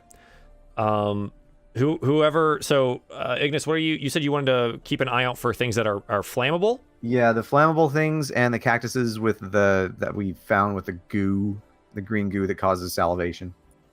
Sure. So can you roll me a perception check, please? 15. Yeah, I think throughout the day, I think it actually ends up being right in your path. There's like a dried out husk of some kind of like low shrub type tree or something like that. Yeah, it's definitely too large to just drag out and put in, but you could attempt to cut some pieces off of it and Oh, utilize sure, yeah, we those. can cut it up. Kindling. Yeah, Heck, do you for guys that have like an axe or a hatchet, or what do you utilize to cut it up? Darien has a hammer. No, hang on. I have my sickle and my sword. And I will remove have- my glove so that's not shocked to bits. I have a great sword. Just so we're clarified, so Miara, thunder damage is different than lightning oh, yeah, damage. yeah, It does not sorry. shock. Sorry. But yes. Yeah. Thunder damage. Okay, I have a pickaxe. I have a great sword.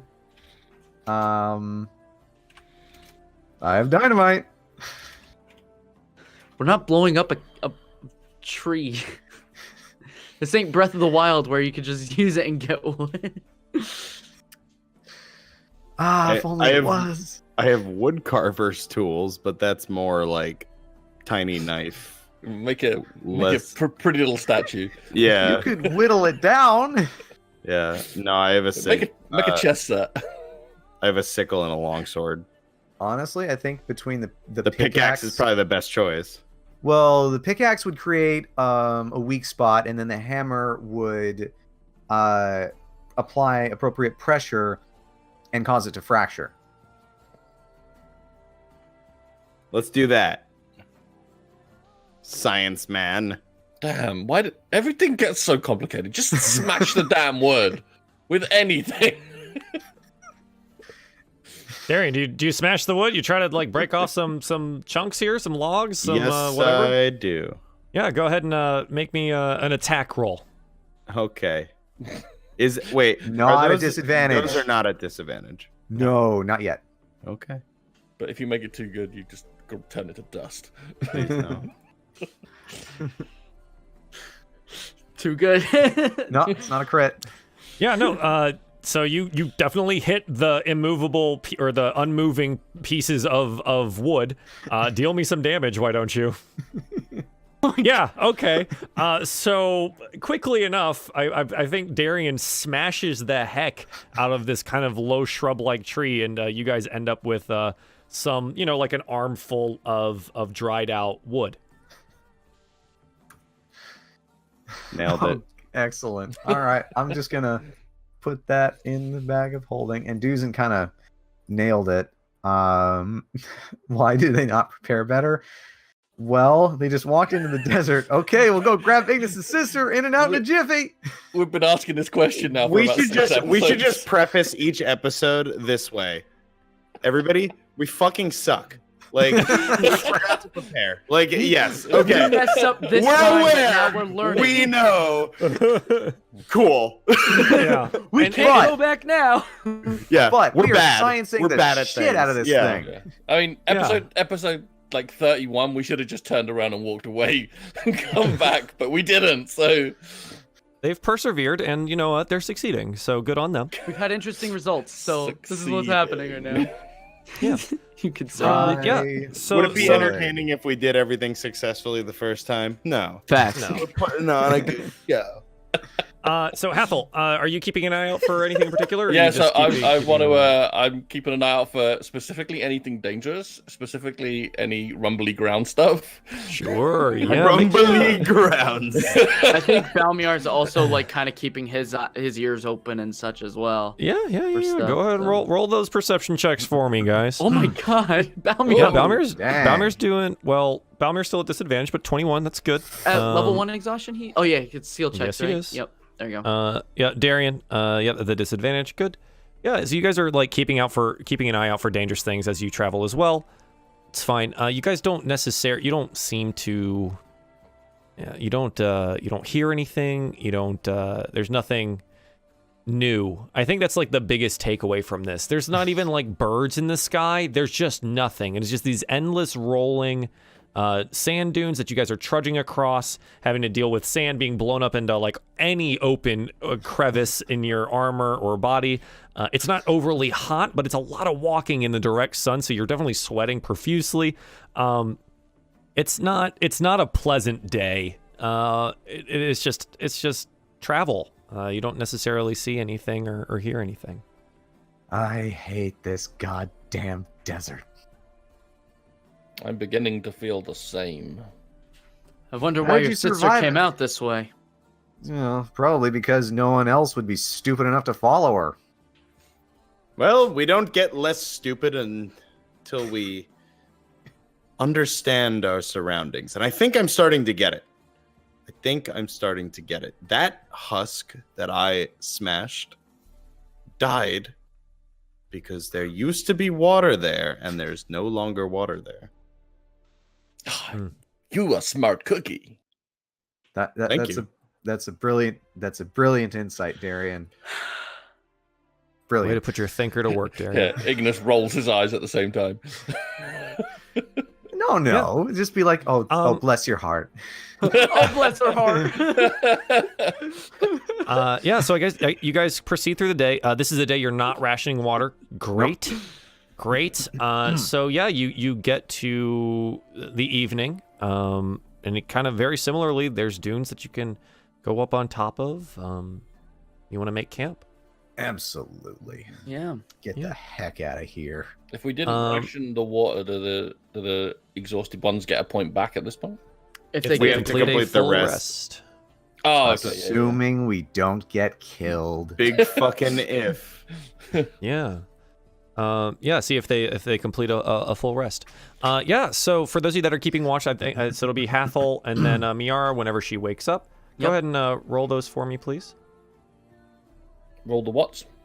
Perception checks if you're keeping watch. I did mine. And can we do the survival for roll night. for the map? Oh, for the night. Sorry, another one. Why can't I get these good ones at night? Jeez. Oh God.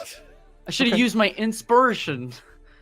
Yeah, and you guys wanted to figure out the map again, make sure you're on the right track. Go ahead and roll survival. Assuming that Ignis has not yet gone to sleep. With advantage. Yep. Let's do that. You want me to make that check? Or did you make it? Yeah, go for it. No, you go for it. All right, cool. You're the ranger. Let's see, advantage. All right, cool. Wanted to make sure that was checked. Yep, 18. Yeah, you look and you're like, yeah, I mean we're going the right way. Perfect, great. Yeah, so easy enough, and then you guys try to keep watch for the evening. Do you guys use the wood to do a fire tonight, or no? I think we should save it for when we have Yeah. When we have guests. Yeah. We might need it on the way back. How much did we get? Was it enough for multiple I said it's like fires? an armful. I mean, it might last you a night. Yeah. Right, like a small fire over a night. You know, like how when you split logs into quarters or whatever like that, you've probably got like 3 or 4 of those. Right. Okay. Let's so save this until we about get it. to the next oasis. Then we can have ample water, hopefully enough food, and we'll have a nice fire to keep ourselves nice and comfortable for the night. Agreed. Although, I might say we should just save it for emergencies. When we desperately need warmth. Because you never know. We can always strip off and snuggle. That always works. That's what you guys have Exactly. been doing, Yes. essentially, because you have to or you freeze and don't sleep well. Yeah, Um, pretty much. So yeah, so the night happens, and Miara, Hathol starting the watch, and Miara going to close it. Darien, you have an interesting dream, I think. Ooh. It starts kind of like you've been having a really weird time trying to sleep, anyways, because you get a lot of this just rolling dice in your brain. And it's really unsettling a lot of the time. The voices. But I think that fades away for a time, and in its place, you find yourself sitting on a throne, looking out over a great hall. Large statues of fully armored dwarves line the walls, and your clansmen are before you enjoying a hearty meal, and ale is plenty. To your right is your son, sitting on a smaller throne, talking animatedly with one of the clerics, and you feel happy. And then that dream kind of fades out, and I think the rest of the party comes back to consciousness in the morning. Yeah, so it's morning of the 9th day now, right? 9 days in the desert. Would you consider that to have been a restful sleep? It would definitely have been restful. For those of you that have have a point of exhaustion, please do remove one. Woo! We not exhausted, baby. Yeah, nobody I don't think is exhausted right now. Yeah. Yep. Give me that XP. That was planned out. Okay.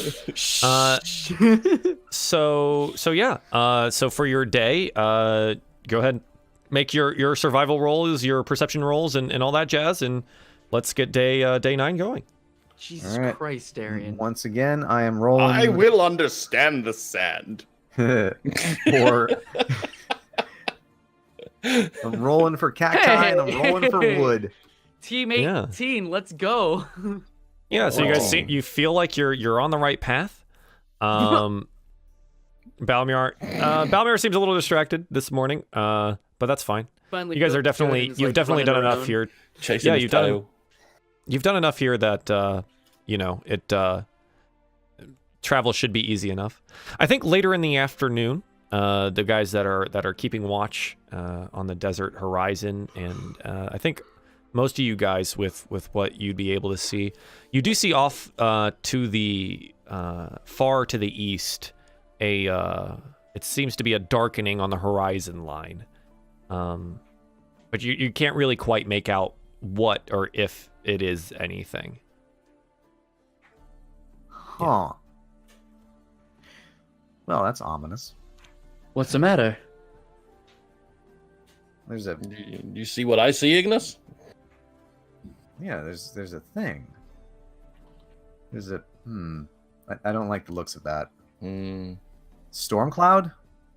Sandstorm? Is that a sandstorm? Would I recognize it as a sandstorm? Make a survival check for me. Yeah, but it seems really far off right now, and you're not necessarily sure what direction it's traveling. You just kind of see darkness on the eastern, off on the eastern horizon. It is indeed a sandstorm, but for now we are safe. It is a long way away, but we need to keep an eye. All right. Do you know how many days away it is? Do I know how many days away it is? With that survival check, well, like I said, you don't necessarily know what direction it's traveling, so it could just be question. going north. You don't know. It's too far off to see if it's actually coming towards you or not. Maybe over the next day or something like that, you might be able to figure it out if it's come closer or further, and make a similar check. Okay. Yeah, I won't know anything until we monitor the situation. Because they pointed it out now, do we see it? Yeah. Okay, cool. It's just, I mean, it literally just looks like a haziness on the horizon line, but significantly far off. It doesn't look like a whole lot at this distance, but they did roll well enough to see something. Right. You know. Okay. All right. Well, let's just keep an eye on it as we make up camp. We don't want to find ourselves surprised by this. Yes. Like we were by the thing that almost ate me. And the thing that almost swallowed us into the ground. The quicksand of something. The desert is fun. The desert, I will have choice words about the desert once I am far enough away from it that I am sure it will not hear me. So you guys continue that same day, and eventually on the horizon, as the sun begins to set, you do see something off in the distance. You see what look to be some like dried out husks of trees, kind of all centered around an area. And as you get closer, you see the small monolith that stands there with the normal hobgoblin and common scratchings on it, marking this as one of the way stations for the merchant caravans, and a small pool of water, somewhat similar to the first one smaller than the first one that you guys had seen, is there in the ground. Again, surrounded by larger boulders, in a way to try to keep a lot of the sand off during sandstorms or anything else like that. It seems a little silty, but I mean that's what you can tell. All right. Should we check the water before we partake? Yeah, for sure. Of course. Okay. You have a pH kit in that holding that? How do you guys want to check it? Looking for bones again? So you want to like kind of push away some of the silt and stuff and see if you can see any bones? Yeah. Okay. Go ahead and make an investigation check. Don't What reach do I directly have? into it. I'm assuming someone is helping me. Yes. I am. All right. And no, I'm not reaching directly into it. Thanks for the assist. Yeah, no, it just looks like it's gotten a little silty and sandy. Doesn't seem to be bones at the bottom. All right. Let's see if I have anything that would like filter that. I'm Damn, pretty sure I don't. Why didn't we take the bullet kidney? We ran out of Actually- time. Actually, I wonder if we could just filter it somewhat with a cloth. Like a Yeah, I mean, cheesecloth. if it's just like sand or something, then yeah, that'll go through a Whatever. cloth line. Extra calcium or something. I don't know. As long as it's not salty, we're fine. Yeah, yeah. All right, you can do what you want. I'm going to use my spare shirt and use it as a filter. Yeah. Okay. Filter mine for me, will you? I'll put some faith in science this time. Sure. Yeah. So Ignis utilizes some of his spare clothing to filter out the water for you guys to refill your water skins and drink for the evening and things like that. Can I check to see if there's any like surrounding evidence that there have been attacks? Go ahead and we can invest like in the immediate area. In the But what are you exactly looking for? I want to see if there's evidence like a little bit maybe further away from the oasis, like bones or like a destroyed like Giant freaking holes in the sand. So you walk up like a near like rocky outcropping sand dune kind of thing and take a look around. Yeah, go ahead and roll a perception for me. See if you see anything. Also, is anybody else getting an echo? From whom? From who? I don't know. From everyone now. I'm hearing myself. No, I can't hear myself. Or... All right, that's fine. Boop, boop, boop, boop, boop. I'm gonna do this at advantage. I'm spending my inspiration. Yeah. No, I don't think you noticed anything that would have signified a battle of any kind or any type of fight. You do notice some as you walk up the dune that north of your current position. There just does seem to be some look to be maybe wagon tracks or something.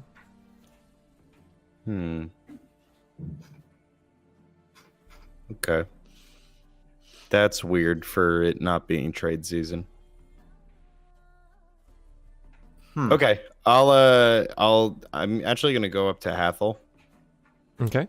And say, so it doesn't look like the Mahankit has been here, but I saw wagon tracks. That's odd for it not being trade season, isn't it? Yes, I mean, I never really followed the wagon paths myself anyway, but I wouldn't expect them to be there this time of year. I mean, I would think that the sands had shifted sufficiently,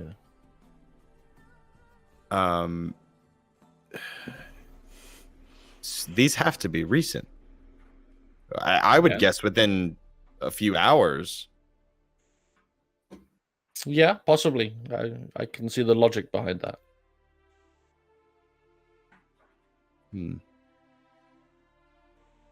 Do we? Are they? Which direction do they head in? You said it was north of me. Yeah, so it was north of the small oasis. You're not really sure what direction eventually they might turn or something, but you did notice them north of the oasis. Are they traveling north, or are they just located north of me? Like, can I tell? I mean, you could go down to them and then maybe follow them for a ways and see which way they end up going. Because it's a wagon, right? So it doesn't necessarily have the ability to go up and down a lot of these dunes very easily.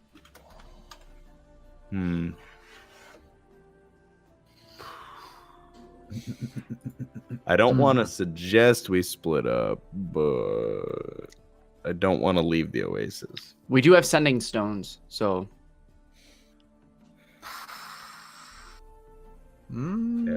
Okay, how about Miera and Darien go together since Miera has a sending stone, and then me and Hathol stay behind and just fill up water skins and set up camp. I'm assuming we're reaching the oasis close to the end of our day. Joel? Sorry. What was that? We reached... Yeah, go ahead. Okay. I'm assuming we're reaching the oasis near the end of our day. Yeah, as the sun is going down. It was a 3-day journey, as was denoted on your map. All right, fantastic. Then me and Hathol can set up camp, and Miera and Darien can see which direction those wagon trails are going. Yeah, Okay. we just want to get a general idea. We won't be long. Right. Really quick before we head out, I think it might be a good idea to stay a little on the stealthier side in case we run into anything. So I've actually want to try something that I haven't actually quite done before. Okay. And I'm gonna cast Pass Without a Trace. Sure. Finally. On What me? does that look like? Huh? So it's on an area around Miara. Yeah. I believe 30 feet. And it just applies to the people in that area around her as long as they maintain that distance. And it's a concentration spell. It adds +10 to any stealth roll. Mm-hmm. So Miara, what does it look like? So I think because of the glove, it's got its own like little bit of like the lightning or whatever on the glove glows a bit, and then this sort of the elements like around us, so the sand will start to like kick up and like spiral around a specific sort of area, but like in like a. So you know how like in if you've ever played Zelda, there's like Ferora's wind that has the wind blow, and it's like, oh wow, you like teleport away or something, or a ninja like does something like that. So the element has like Sure. disguised us in a weird way. Okay. Okay, sure. Yeah. Cool. So you guys want to go stealth over there? Yeah. Or at least it's prepped until Well, how long does it last? An hour, I believe. yeah. As long as you maintain the same Sure. distance. Yeah, I guess Yeah. we're not gonna be an hour. Famous last words.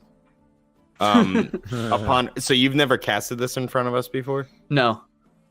So upon that happening, I'll turn to her amused and be like, "Oh, another trick from your newfound god."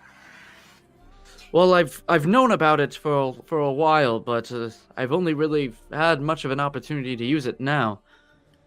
I felt like we were able to that we needed this at this moment to, so I figured I'd give it a shot. He's probably helping though to some degree. Well, shall we?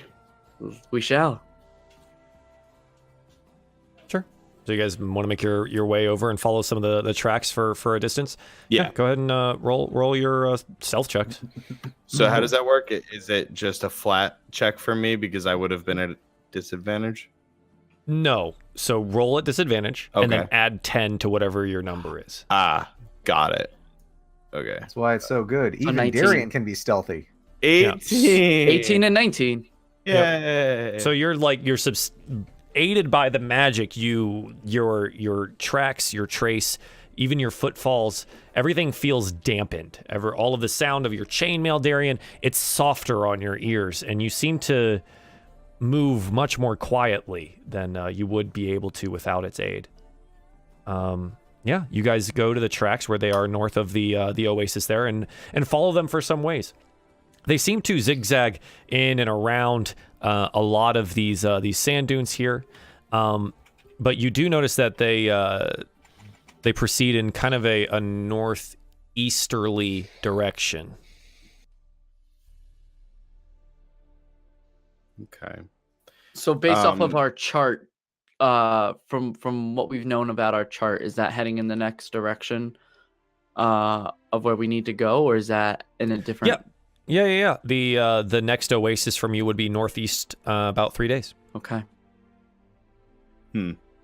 They're definitely following the path. Yeah, presumably have a similar, if not the same, star chart. They at least know their way between the oases. Did you see tracks at the last one, or is this the first time you've seen them? This is the first time I've noticed them. You'd think if they passed us, they would have. I mean, we would have seen them pass us. Not necessarily. If they started out already knowing on this trail, they might have gotten here first. Clearly, because they're not here anymore. We had to make a slight change in our direction when we were picked up with the hobgoblins. That's true. And we were wandering for quite a while. The initial route to get to these oases is definitely different from where we started. Yes. Do you want to investigate the tracks themselves at all? I mean, you've just kind of been following them, but you're more than welcome to take a look at the tracks themselves. Sure, I think that's a good idea. Okay. Yeah, I think for these, depending on what you want to know about them, it's either going to be investigation or survival. Is there any way to tell what direction they were traveling? Whether they're going So the tracks continue northeast in or southwest is basically what I'm saying. Oh, like which direction? Which direction might were have they been driving? Sure. Yeah, is that even you possible? Survival. You can try. Make a survival check. Hey, I can try. Do you want an 8? Okay, never mind. Yeah, so Darien, you take a look at the tracks, and you guys have been following them because they kind of pick up intermittently, right? Some of them do seem to be obscured by either wind or change or something like that. So it looks like they are traveling in that northeast direction. You find some like hoof prints from horses or pack animals of some kind, and they do seem to be proceeding northeast. Okay, so they were definitely traveling the same way we are. Well, So eventually we're going to run into them. Whether they Yeah. stop at Adis or the next oasis for a little longer than normal, we will run into them eventually. I guess we'll just have to be on the lookout. Well, I guess we are lucky in that we know that we can expect them. Unless they get eaten by a sandworm. If we see any cart remains, yeah, no. Hathel's not even there, so. Just an observation. yeah. But just thinking about that. But we'll have to relay this to the others and see what they think about it. Absolutely. I think we know what we need to know. Yep, I think we're fine for right now. Thankfully, we didn't run into anything out here. Don't say that. Yeah, so you guys you go back Yeah. to okay. Yeah. I think the night probably goes relatively easily. Nothing in particular happens, but go ahead and roll perception checks to see if you guys just see anything while you're resting.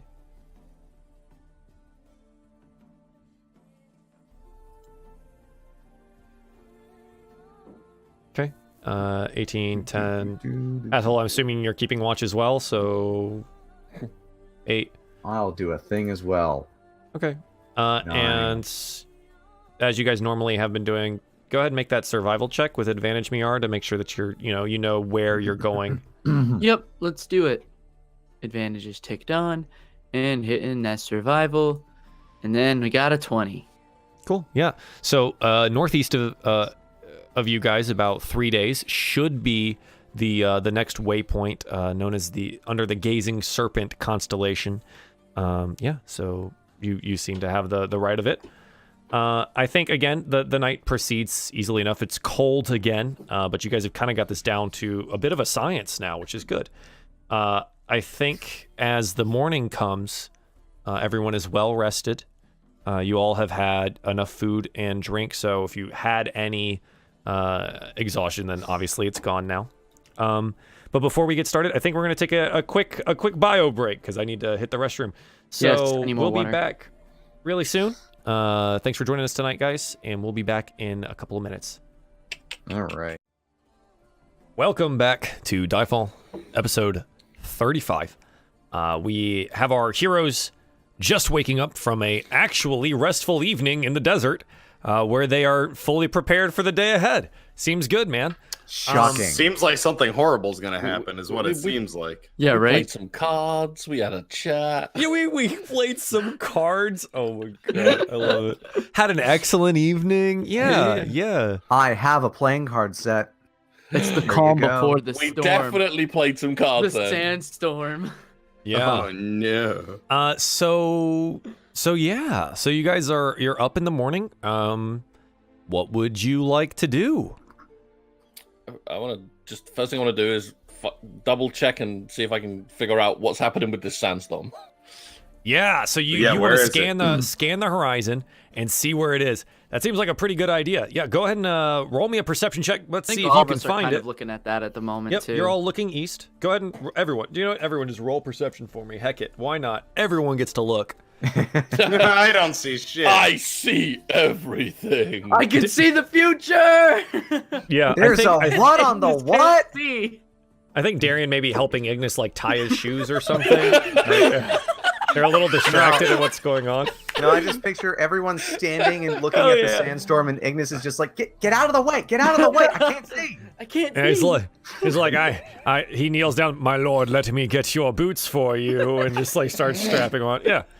So Hathol and Miera looking out over the horizon. Yeah, man, it's gotten bigger. It looks like it's possibly heading in this direction. To kind of figure out maybe when it's going to arrive, you can make a survival check, helping each other if you want to do that, or something else. Someone want to help I'll me? roll- Give me some advantage. Yeah, Then again, I'll- my survival's not that great. Yeah, I've got a +4 modifier to my survival, so I'll make the check if you want. But does this need to be me because of my history with the desert?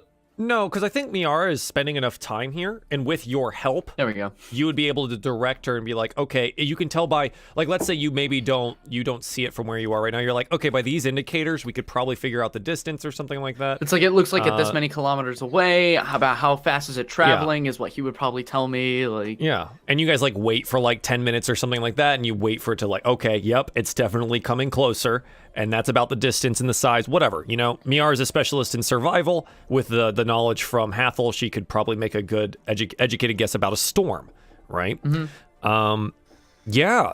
It looks like it's heading in this direction and may hit at around midday. Wow. Okay. Now, With where did our we put perception- that tent? yeah. Oh, brother. With that perception check, I'm out of curiosity, would I have seen like any like sort of like any wildlife coming this way, especially with the combination of the storm heading this way as well?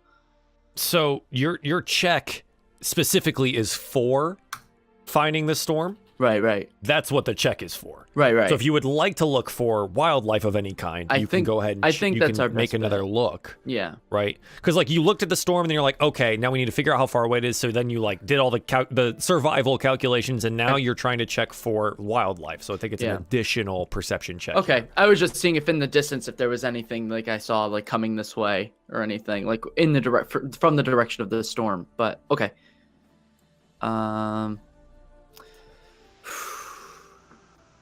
Do I do this at advantage or normal? We need food.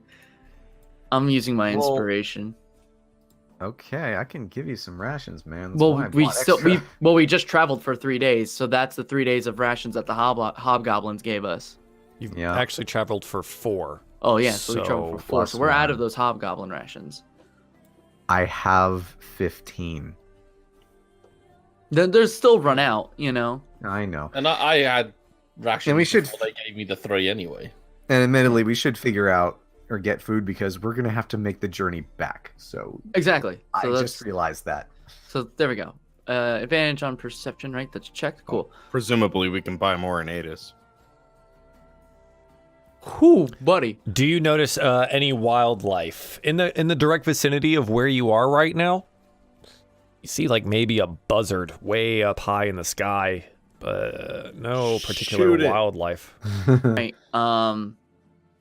Really quick, I'm gonna cast Hunter's Mark onto it. It is far outside the range of hunters. Oh, is it far outside the range? Well, would I be able to shoot it with my longbow? Do I know if it's that far away, or do you think I'd be able You to get can it? certainly try, but even at Right. max range, it looks like it's probably too far. All right. Your perception Well. check is definitely going to tell you that thing is way up there. Okay. Damn, if only that thing was a little bit closer. We might be able to get it. I mean, if we had a corpse, we could probably lure it down. And no, I'm not asking for any volunteers. Stop looking at me.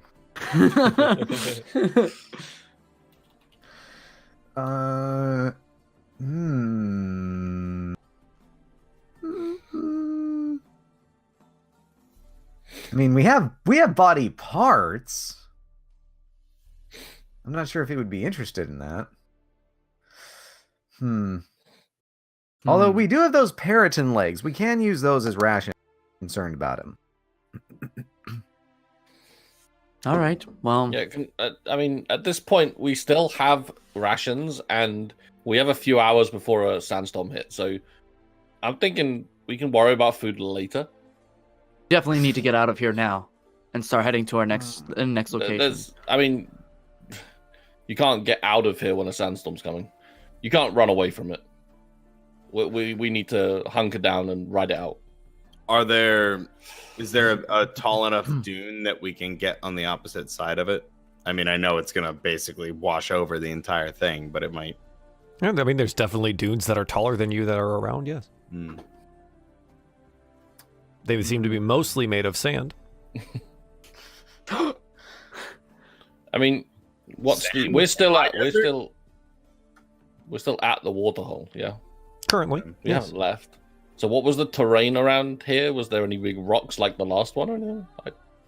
No, it seems to be a much smaller watering hole. It's just kind of surrounded by some smaller boulders directly around the water itself to try to keep it clean. So perhaps there's a way we can pile these boulders on top of each other to make some kind of makeshift shelter. Are they big enough or enough of them to do that? Are we strong You enough to can do that? certainly try. I have an idea if that... Actually, I have two ideas if that doesn't work. One of them is smellier than the other. I don't think I want to crawl into that stomach if that's Yeah, what we're I'm trying thinking to that's That where was he's going. one! That's where he was going with that one. Nope. Yeah. Can I ask for some clarification here, DM? When you say smaller boulders, what size? Can we get like? Because boulder is still, in my mind, pretty big. But I'm sorry, one more time? can we get some clarification on how big these smaller boulders are that you're referring to? Are they big? Are they big rocks? Or are they actually boulders? I mean, they're like actually boulders. They're like probably Darien sized, Okay. if a little bit smaller. So they're buff as fuck. Yes, they are. They hit massive flexes. You can see that maybe one of them will eventually be carved into some kind of Roman statuesque figure, just based on how buff it is. So they're not With big muscles chiseled and yet. a tiny penis. They're just waiting to become chiseled. In which case, there's the possibility that we could actually like dig out beneath them. So my idea, which could potentially be combined, is we use the pieces of the boulette hide with that metallic plating, and we fashion ourselves a kind of awning, if you will. Yeah, I'm Like a I'm lean-to? liking this. Yeah. Yeah, something that would keep the sand off our heads while we hunker down behind the boulders. Yeah. Yeah, I think I feel like we can definitely use that hide for some kind of protection from this. Yeah. Well, we can't waste any more time. The storm is going to be upon us any moment now. I mean, it is freaking metal. If nothing else, that sandstorm will polish it to a nice shine. Okay. Yep. I guess we do that. I think we're digging. Close-ish to the oasis. Let's do it. So digging out All right. underneath the rock, then using the hide to like cover the entranceway, kind of thing. Is that what we're doing? Yeah, actually, that's better than what I was thinking. So, yes. Yeah. I mean, Just as to much be as we careful can dig. about, without having the boulder fall as well. Yeah. Yeah, I can shovel a little bit of sand with my shield. Don't you have a Uh, shovel Do I? in one of your believe packs? Someone has a Isn't- shovel. Doesn't an adventurer's pack have a shovel? Oops, did not I'm mean pretty to click sure that. the Adventures Pack come with like shovels. I have an explorer's pack. I think I have a dungeoneer's pack. So Oh, I also have an iron pot. I could shovel that. yeah, we got iron We have pots iron too. pots. Let's see, wait, what do I have? I'm Engineer's sure my pack. scholar's pack is going to be very useful. Yeah, Ever 100%. since we got into this, While you dig the hole, I shall There we go. write a sonnet about it. No, I don't got anything. Dungeoneer's But pack. Water skin, hemp and rope, rations, tinderbox, torches, pitons, hammer, crowbar, backpack. yeah, Empty the backpack and use it to just scoop all the dirt and the sand away. I don't know. We have reverted back to like nomadic settlers since coming into this desert. Yeah. I'm gonna just YouTube that series about the dude who lives in the wild and essentially tries to figure out how to make technology using wood and stone. And we're gonna be all the better adventurers for it. true. Fantastic. So, I have a shovel. Wait, I guess that comes with some the background of Folk Hero, because it's not in Maybe. the Dungeoneer's pack. Sure. Okay. So you have a shovel. So we got 2 All shovels right. at least. As So soon as you said folk hero, I was like, oh wait, I'm a folk hero. And there Yeah. it is. There it is. Right between woodcarver's tools and iron pot is the shovel. That one's for me too. So No. what would you like to do? We're digging. So I think Miara Use and my newly myself. discovered shovel. Yeah, I think Miara and myself should work on lashing together the boulette hide into a fashionable storm door, can do while that, I think. Hathol and Darien do the digging. Okay, I kind of see how this might work. We definitely need to Yeah. rope So as well. so let's get digging, right? So Darien and Hathol, you guys go try to dig out. I'm assuming like on the opposite side of the boulders from where the storm is coming from. Mm-hmm. Okay, and you start digging on the outside of the boulder ring, not on the inside where the water is. Mm-hmm. Okay, so you begin digging, and you start making a hole into like 1 foot, maybe down, and then maybe 1.5, 2, and then clang. Clang. You just kind of scrape away some of the rock or some of the sand down there, and okay, that looks like bedrock. Shit. It seems solid. You can kind of like move some of the smaller pieces of it out of the way that have been worn down over time, but like it's not going much further down than that. I have a pickaxe. Pickaxe. You also have some dynamite. No. I also have some dynamite. No. But I don't Darian, just think use that's the a good hammer idea. and mighty smash it with a I'm crit. not damaging my hammer. All right, if you all scatter, Ooh. I'll just thunderstep out from under the rock and blow us a hole. That might work. I also had the idea of I have acid vials that could potentially dissolve it. So many Gotta do it crazy quick, options here. Try All right, something. let's try it out. I'm gonna pour an acid vial on it, see how much it dissolves. You pour the acid onto the rock. It sizzles and pops. Roll me your acid damage, why don't you? Okie doke. Actually, wait, because it's an object, it automatically takes full damage. Yeah. So how much damage is that? Oh, I thought it was just full. 3d6. So I'd have to So it actually takes roll 18 damage. Yes. Okay. So it sizzles and pops, and it seems to scar the exterior of the bedrock that you have struck against. Yeah, I'll that's do- not gonna. That's Oh, not that's gonna make it. anticlimactic. I'll take the pickaxe, please. Here you At go. least weakened it, so. Okay. I'll use Granted, the this is pickaxe, dwarf- please. Yeah, this is dwarf size, so be careful with it.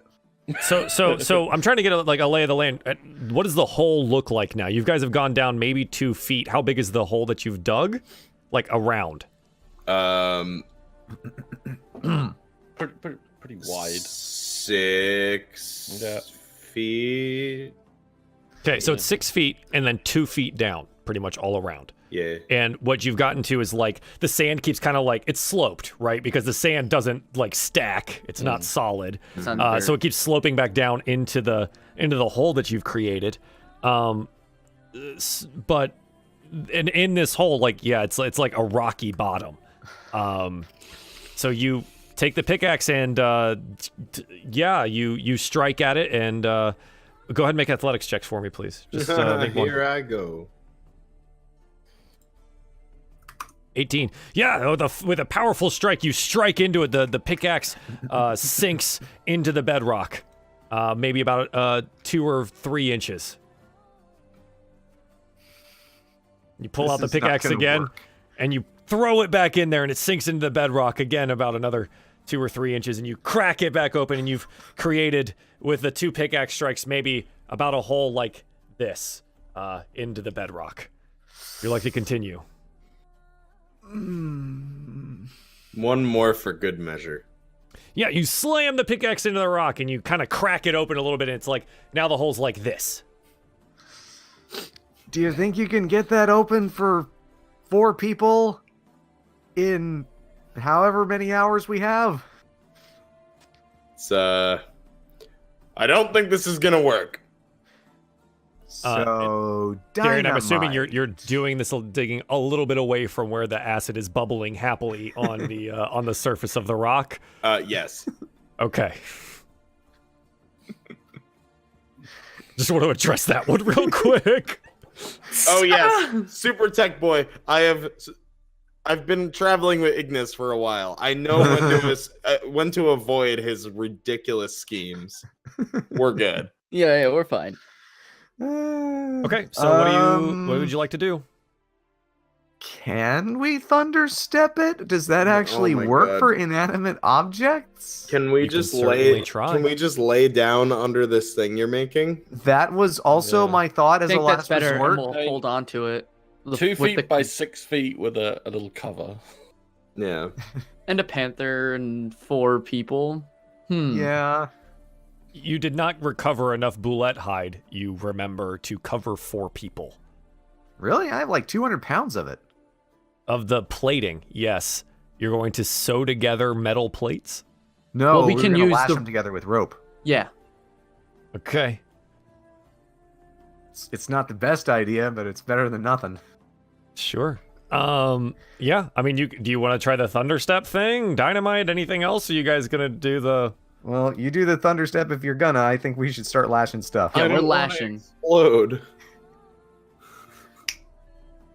Oh, I'm gonna okay. walk away. We need to at least get the acid out of there, so I think the thunder step might help. No, Just, the acid like becomes inert after some time. Okay. It doesn't Yeah. do yeah, anything. just want to point out, like, when I said thunderstep, I was joking, but I'll try it if you want me to. No, he was joking. We haven't been here long enough. We don't joke about this kind of stuff.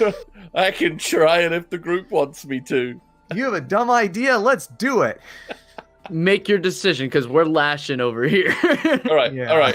I'm gonna crawl under the rock, peer out into the desert, Under the rock? like into the hole.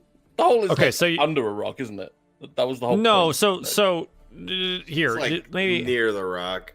Yeah, maybe I can. You guys are on the drawing thing right now, right? Yeah. Sure. Let's Sure. You know see what? it. I'll pull it up so everyone can take a look. Let's do this. I'll draw a little picture of where you guys are currently at. Why not? So Let's we'll do do some blue. Here's your watering hole. Look at that. That's a pretty cool watering hole there, isn't it? Oh, beautiful. there and it is. then okay. and then we'll do Truly we'll, magnificent. yeah, we'll do some like orange boulder-sized rocks that surround it. You know, you guys had to like kind of climb in and around them to do anything. The storm itself is coming from this direction, so that's where that is. And currently, you have a hole on this side that is about yay big and 2 feet down. Okay. Okay. So if Hathol were to like lay down on it and then thunderstep, There's just gonna be a Hathol-shaped hole in the ground. Well, it's Well, gonna it has be an it's area gonna of be a effect. 10-foot. It's gonna be a 10-foot radius, a 10-foot diameter hole. Yeah, If I it mean, even I'll do works. it. Just yeah. So, before our DM even says anything, I'm gonna Google and see. This is just harebrained as this harebrained. just seems dumb as dumb could get. Look, this is what we get for not coming to the desert unprepared. Okay, Hathol, you prepare yourself to thunderstep out of the hole. Roll thunderstep for me, I guess. Ooh, I just realized it totally will work. To a point. Wow. Okay. Go for it, man. So that happens. Yeah, so let's see. Constitution saving throw, taking 3d10 thunder damage on a failed save. Yeah, so Hathol, you teleport yourself away. You don't have to go far, Yeah, right? it's Like like you could choose a spot. 25 feet away or something. A resounding crack in the air and sky happens. And I think what happens, because these can't move and the ground below you can't move. The ground below you cracks. But it doesn't like blow a hole out or anything. It just cracks the bedrock beneath you from where you left it. And I think like this boulder right here falls this way into the water. Oh, God. This one gets shoved this direction, shifting slightly against the other one. So now there's kind of like an opening over on the side here. So like this is a little bit open. Did we just destroy one of the merchants? And then the boulder falls into the water. I told you it was a dumb idea. You're the one who did it. Wait, so does the water not exist was anymore? peer pressure. Is it just clogged now? I mean, the water exists in and around this boulder. Okay. So it's basically just bobbing in the pool. Yeah. Well, Like a rocks little don't floaty float, toy. so- So it's gonna Yeah, sink no, it's not eventually. bobbing. It's just Ignis, you're in the this scientist. They don't float. They're rocks. Right. It'll sink eventually once the mass has It sinks shifted. immediately. It's a boulder. It's a Well- boulder. Well, no, Play the with your mass- carcass and leave the science to the professionals. Thank you. I can't think of that word. It's not dilution. It's displacement. The water gets displaced and then Yeah, the boulder immediately. sinks. Eureka! Anyway, so where do we go from here? Well, the ground is cracked now. We could hammer away at it. Can we all just climb inside the bag of holding? If we want to die. If we peek our heads out. Right. I don't Important know. question then. We'd have to be able to fit inside, like get inside it though, which is the hard part. If you overload the bag of holding, does it become unable to be picked up, or can you just not fit anything else in there? If a bag of holding is filled to capacity, it's just filled to capacity. If it exceeds the capacity or is pierced in any way, the bag of holding fails and everything inside of it comes back into being out of the pocket dimension. Okay. You don't have any more corpses in there, do you? He's got chicken legs I of do. a large bird.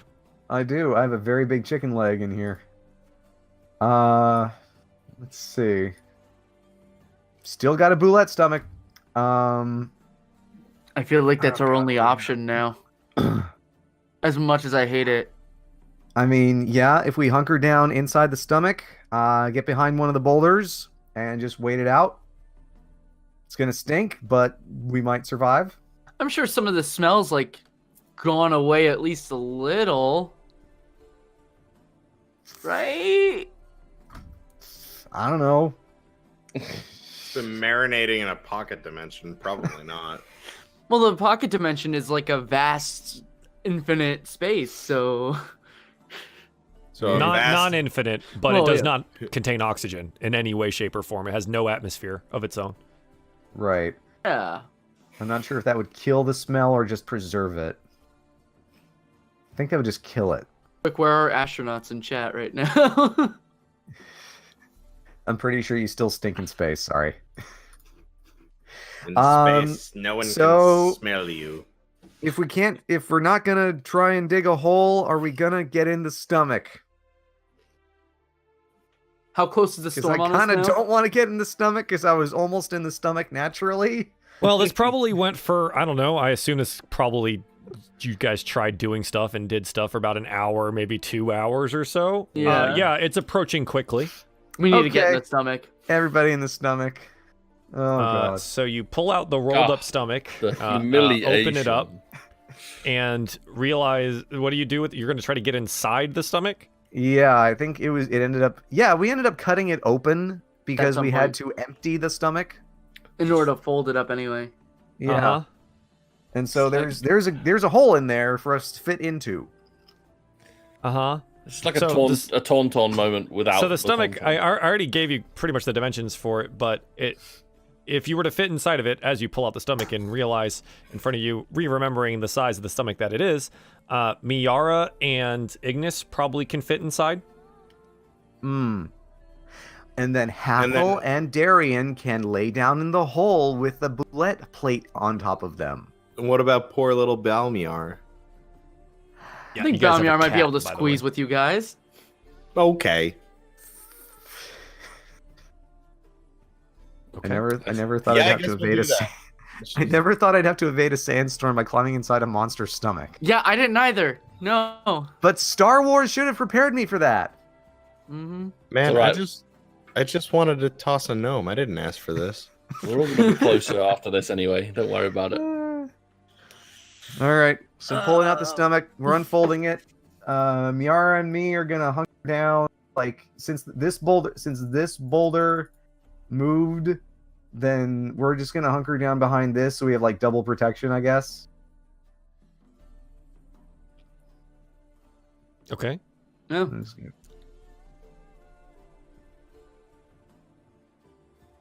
There we go. And then you guys have taken...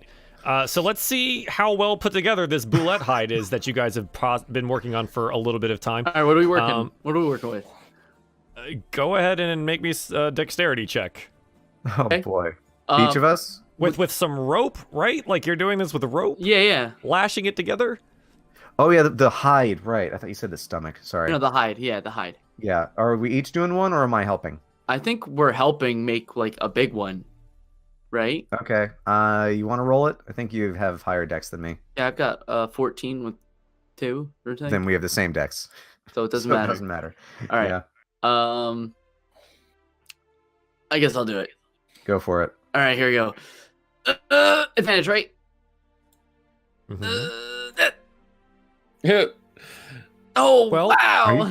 Are you kidding me, dude? I'm gonna It seems die to a sandstorm. lashed together. It seems like it probably will function in some way, shape, or form. Okay. So we did our best. I would We were advise I would advise that you supplant, no, what's the word? Bolster this barrier by holding on to it tightly. It's all of you, and I'll look to Balmiar. Just be Uh-huh. like, just hold on tight.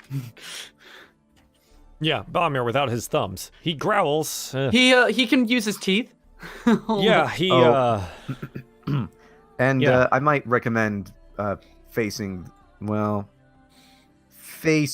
with your head pointed toward the sandstorm. Because then the sand won't get in your nose. Hathol knows enough about sandstorms to know that it doesn't matter which way you face. Just shake my head wearily at that suggestion. yeah. Okay. Okay. So you guys are gonna be in your little hole that was somewhat crumbly. Mhm. Yeah. Okay, seems good. And so the party hunkers down for the storm. You hear eventually as you're waiting. You guys have crawled into the stomach now. Yeah. Okay. So you've crawled inside the stomach. How are you holding it closed? Are you holding it closed? Very carefully. So there should only be like one major opening where we did the cut to empty it out. So we can just like be having that face the ground and then just be sitting on it. Yeah, I was gonna say we kind of like hamster balled our way like with it down. Like we're Sure. like, all right, let's pull this so, over. Miara, you attempt to get yourself inside of the still wet, gross, bloody bile, like covered interior of the Boulette's stomach. And as you force yourself in there, you realize that, it doesn't really hold air very well, especially when you're laying down. It seems to compress down in on itself, the weight of the stomach touching each other to the other side, and your mouth is filled with Boulette's stomach.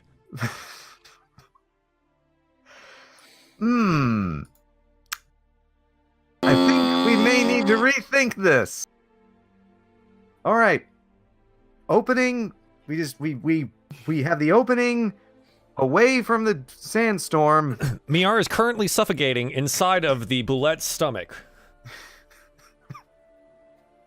Miara, We're opening this now. listening? Yes. Okay. Let's open it up. Open it up. Yes. Get some air in here. Please. Miara's head pops out of the other side of the stomach, gasping for air, covered in blood and bile, disgusting looking, her hair matted across her face, covered in what looks to be chunks of something. Do I listen to you? She's having a rhino birth moment. Except way grosser, because it's an actual stomach. Yes. Oh. Miara, Would you your rather arms are be out pinned in the to open? to your side.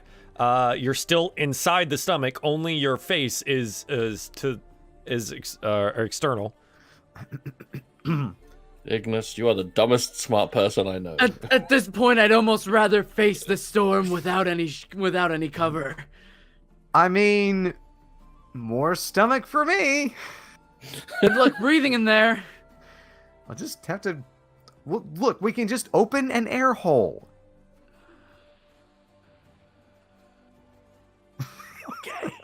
Okay.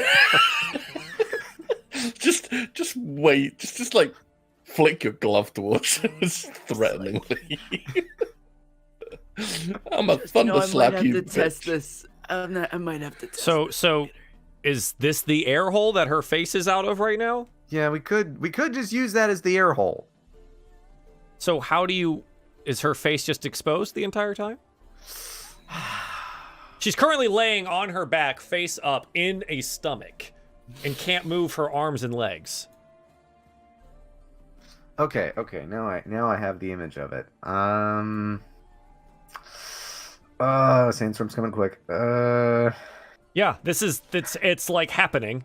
You guys feel the air whipping up around you. The sand starts cutting across your face. What do you do? Can Why does no one we have tiny hut? can we crawl into the stomach with just I'm trying to think of how to explain this. With the opening like here are open, and us keeping it open, and our heads just not out but able to take in air. You can certainly try. Okay. I Hey. will try. Hey, Robo. Mm-hmm. So I have now. I'm gonna suggest this. It's probably gonna be a no, but I have Shield of Faith.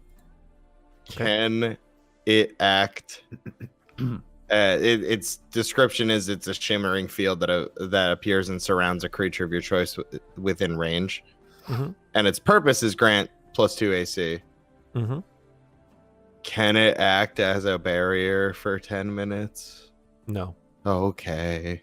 Good thought. But no. Yeah. I'm trying desperately to save the stomach people. Shield but of Faith it's- also like occasionally functions as like a way for them to a divine intervention on them moving out of the way faster too. I see. Because it's like your total armor class, right? Uh-huh. So it's not just a barrier. Okay. Right, Sorry, stomach people, you're fucked. Yeah. Don't worry. I dug my own grave here. So did I. Literally. Yeah. So the You did. sand and stuff is whipping. Which way is the opening for the stomach? And you guys are like holding it open currently. It's gonna be pointed to the west, the opposite direction of where the direction of where the sandstorm is going. Mm-hmm. Sure. And you guys are in your crumbled rubble pile holding a lashed together body parts of a boulette? Yep. Yep. So your hands are kind of like exposed on the outside of the Well, I armor mean, plating? we There's have rope gloves, though. underneath, right? Yeah, I know. I'm just asking where you're holding it. Oh, yeah. Doesn't the rope go all the way around? So technically, there's rope underneath that we can like grip it Sure. down on us by. Sure. That's what I imagine. Yeah. Okay. And me and Miara are behind a couple of boulders, so I'm hoping that alleviates it somewhat. Okay. Great. Yeah. So you guys have taken your positions. The storm begins to roll over you. Initially, the swirling winds and the pushing of the sand and stuff like that. Did you guys have this little opening up over where the stomach is? Sand is pushed in and around that opening as the storm rolls over you. You're like spitting out sand constantly. You feel like weight start to build up on your legs and your back. Those of you that are holding down the pieces of armor, you feel some fluttering as the storm starts to pick up over where your legs are and where you're not holding it down, and some of the plates begin to just and like slap down against your shins. It's not very comfortable. The sand of the storm begins to fill in the pit that you have been making, pushing back in the sand of everything that you had already dug out, and more sand on top of that. As the storm continues onwards, you notice now that, like, as you're holding down the plates, the sand is building up to halfway to your shoulders. Now it's getting above your chest, and now it's starting to pile on top of the plates above you. The stomach itself is also getting piled up and above. The weight is getting greater and greater above your little, the hole that you have. You're trying to keep it open. I think the bottom plates on the as the storm builds and continues to become stronger and more violent, the bottom plates of Hathol and Darien holding the boulette hide kind of rip away from the lashings that maybe weren't done so well, and they go flying off into the distance. Those of you that are in the stomach, God, I can't believe that actually happened. The stomach opening is filling with sand. It is now up above your mouth. You're trying to get air. Well, can we be pushing the sand out of the stomach? Yeah, We can't and it's hold the also, stomach open. as you continue to do so, one of you holding the stomach up, it being piled on with sand above it, pushing the sand out into a pile that is continuously building as the storm continues. Eventually, there's nowhere to push the sand. Oh boy. We gotta get out. As the storm leaves its first hour, We're you gonna have to shift are positions. becoming sufficiently covered by sand. Those of you that are in the stomach, the sand is pouring in now. There's nowhere to move it, and you feel weight down upon you as sand is basically piled up on top of you. You guys that are holding the plates down, only basically your hands now extend above where the sand is, and your faces are still covered. As you try to maybe let go for a little bit and uncover your face, the sand continues to pile over. If this goes on much longer, you're all going to begin to suffocate. We need to get out. Okay. We need to leave these. Let's try rolling. We can't just walk out into the sandstorm. Let's try rolling to the side and get to somewhere that's clear. It's a sandstorm. There's nowhere clear. These things are gonna continually fill up. Well, then we roll back and forth. I don't know. The stomach is never thought filling with about it. sand. It is becoming hard to speak as your mouths are filled with sand, and you're finding it very difficult to breathe. Darien and Hathol, the sand is piling up on top of the plates. You no longer have to really hold them now, but they're pressing down into you as you're covered in sand, and these plates are now pressing into your mouth. What do you want to do? I think our best bet is to try to get out and just cover our faces as best we can. Okay. So can still breathe. Can we get out and then get the stomach, press our backs with it against the boulder, and just basically have the stomach draped over us?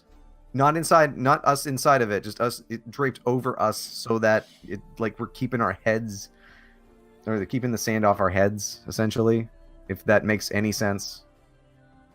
Okay. You'd like to exit the stomach somehow. How are you doing that? I'll go out first. I'll just kind of crawl out, just try and dig my way out and get up into air. The way you're situated, please make an athletics check at disadvantage. Oh boy. To try to force your way out of the piling sand without basically the use of your legs other than just shimmying and pulling yourself out on nothing because it's sand. So as you pull, you're pushing sand back into the stomach, filling the void that you're leaving where Miera is. I was thinking I should use inspiration, but then I thought, I don't even have a modifier for this. So... You don't seem to be able to get any purchase on the sand as it's piled up. It's completely dark where you guys are now. You are completely underneath sand. You can the storm is muffled around you. You've basically kept enough of the sand out to have a bit of an air pocket, but you are beginning to suffocate. Cut our way out? Can we get to our weapons at all? You can try, yeah. You can reach for it. All right. Ignis could probably reach for a knife or something like that, pull it out of his belt, and try to saw through the boulette stomach. Yeah, I'll get my long knife. I'll try cutting up, above us. Okay. Oh, no, wait, not above us. Wait, can we... Give me an indication. Can we, reach to the side? What do you mean to the side? Like the Never stomach? mind, Yeah, never you, mind. pull out a thing and you kind of Yeah. Or above us. Yeah, you could try. All right, let's go. Where go are up. you cutting? Let's go up. Let's go up. Okay, you cut. You take the knife and you force it open, and as the slit opens above you, sand is pouring inside of the stomach. All right, come on. We gotta get our way up. So we're gonna, I guess, try and stand up. Okay, make an athletics check at disadvantage. I think that's our best bet. Okay. Can we help each other? How? No, we're both, I think, just trying to get out at this point. It's like we're swimming up. Well, good luck. Yep.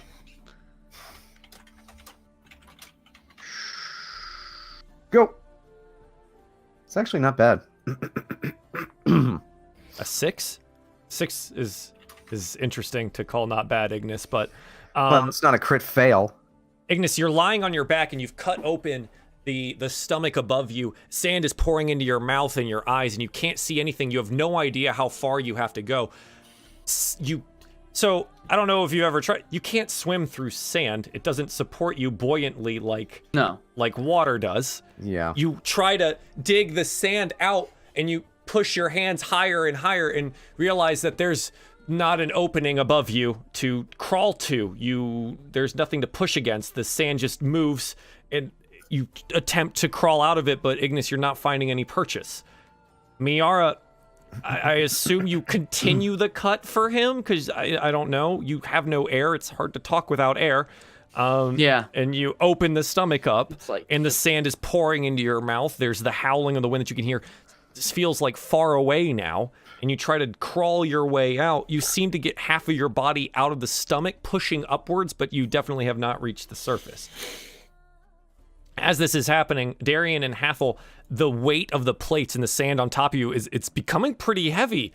What would you like to do? You currently can't breathe. Can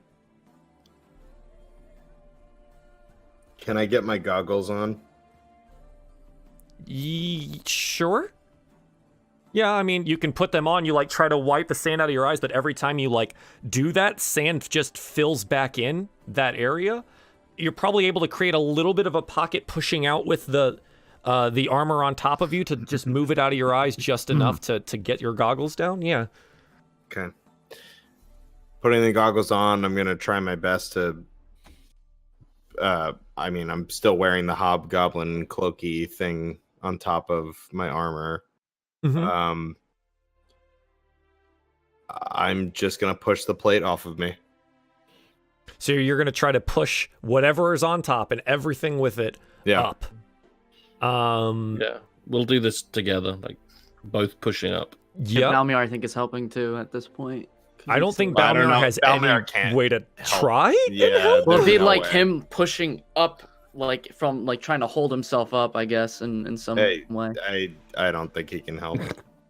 Maybe in Looney Tunes. Yeah.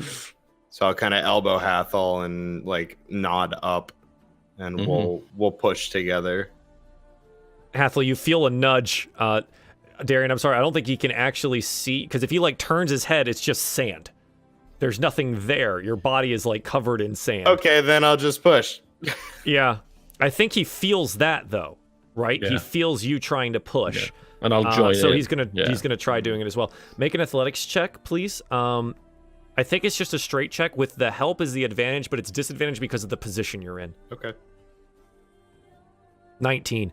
So you both heave, pull, and push, and you force the plate, and you can continue pushing and pushing and pushing. You feel that you're fighting this stacking sand on top of you, and eventually you push it all off of you. The plates that you pushed through and off are immediately taken away by the raging sandstorm that you find yourself in. The sand blown off all around you. And you've probably pushed a pretty good mountain of sand away, and it seems it's being pushed away in front of you by the wind itself now, but it's starting to pile up again and coming back towards you. Yeah, the wind and the sand is biting at any piece of open skin that you have. It's howling, but you're both upper body wise right now, sort of out of the sand. You're probably like up to your armpits ish as you sit up in sand, and it is filling in quickly. All right, I'm gonna try and get up. Yeah, go ahead and make that another athletics check to get out. I think it's just a straight check for you. 22. Yeah. So Darien, like maybe like he even gets his shield down as a place to push, and just shoves himself up and out of the sand. Darien, the wind and everything in the sand just biting all around at your face. You quickly grab the shield so it's not blown away and strap it back onto you. Hathol is trying to get out himself. Yeah, what would you like to do? I'm gonna try my best to have the cloak covering as much as my face as I can, and I have the goggles on.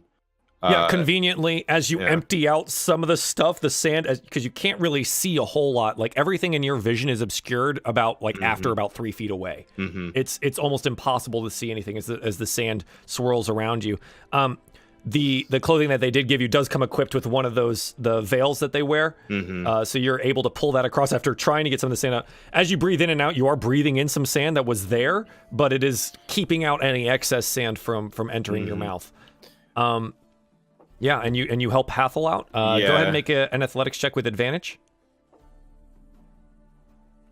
26. Yeah, you get that nice clasp on his forearm, and you just haul him out of the sand. Hathol, you find yourself now in the storm, eyes being cut around. Well, it's hard to see.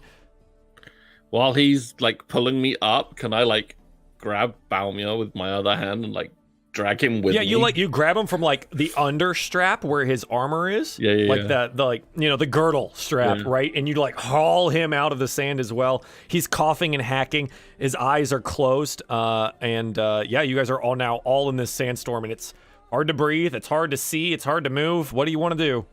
Can we see the stomach? Are we close enough to see what's going on? We can't see beyond 3 feet, I don't think. Yeah, so you have 3 feet. Yeah, you have 3 feet of vision. They're about 6 to 9 feet away from you. Yeah, probably somewhere in there.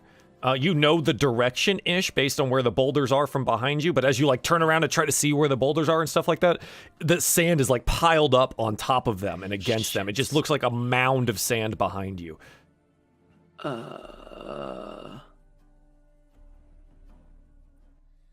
Probably not good to do at this point anyway. I was gonna say Balmir could use with his keen smell. He has advantage on wisdom perception checks that rely on smell. Try to smell out the stomach. But at the same time, all the sand is coming in. He's going to be breathing in sand. But he's breathing in sand anyway. You want him to try to sniff you out in the storm? I think... I don't know. I mean, I think it stinks enough for him to find us. He'd find us, yeah. I think he'd... I don't even know if he'd... His sense... What is senses again? Because senses are 14 on him. So I don't know if that's a passive.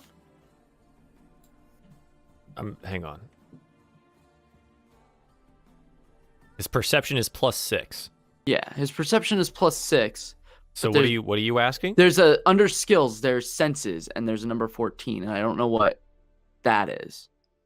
Under skills? Yeah, it's like there's skills, perception +6, stealth +8, and then under that there's like another subsection that says senses 14. Oh, it's his wisdom. Okay. That's wisdom. It's how your passive perception is calculated. So his passive perception is 14. So yeah, would his passive perception be able to know getting out that the stomach is there? Or where the stomach is? I don't think so. Not with the storm. Not with the storm. Mm-mm.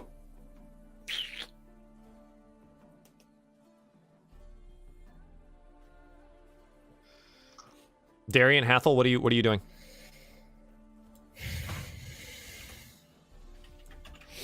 The storm continues to rage around you. The sand is building up.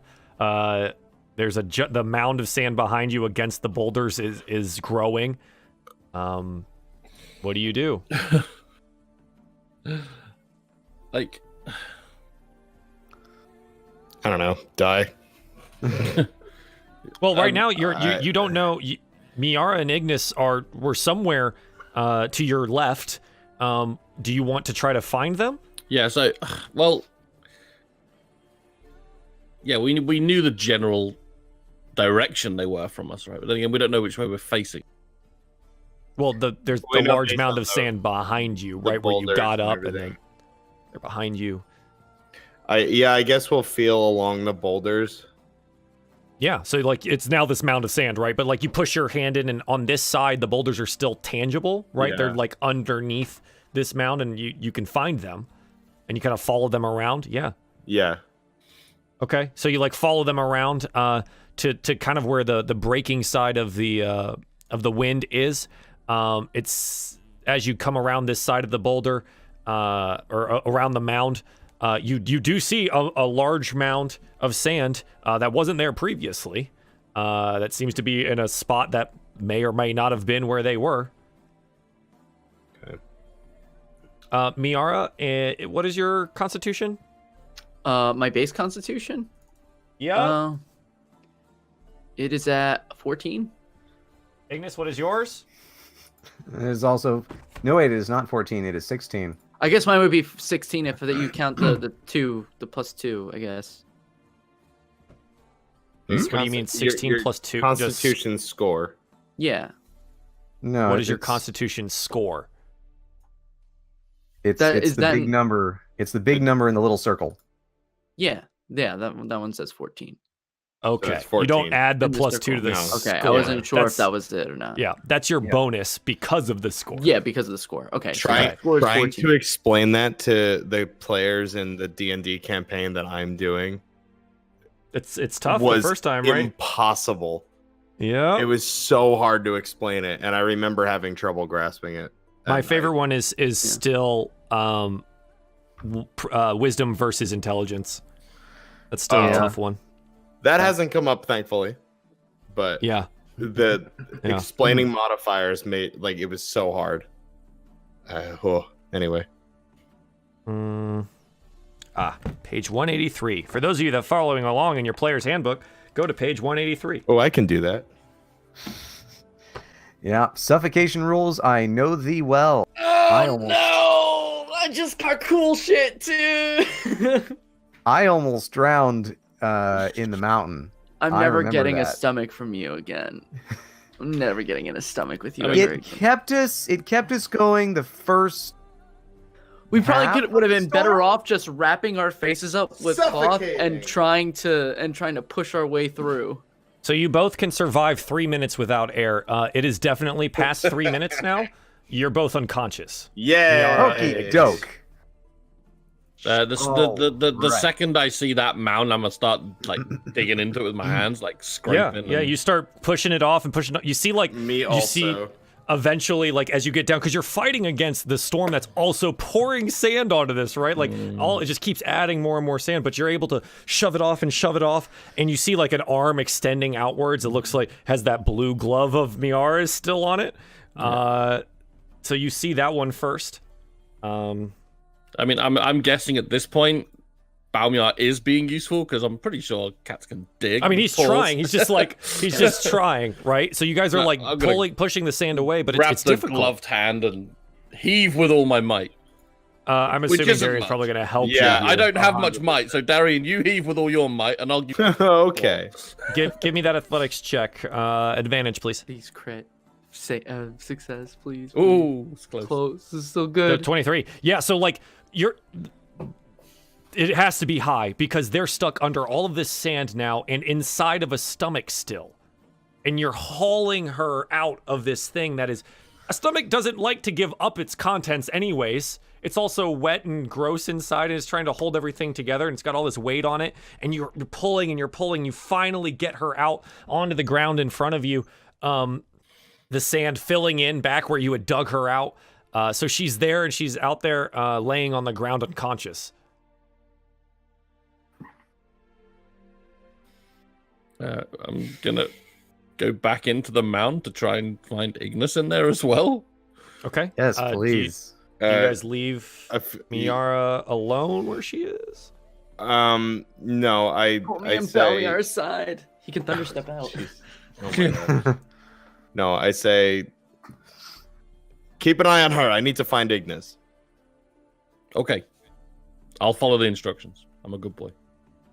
Okay. Yeah, so you keep by her side. What do you do? She's unconscious in front of you. The sand is still going to start piling up on her body that's there.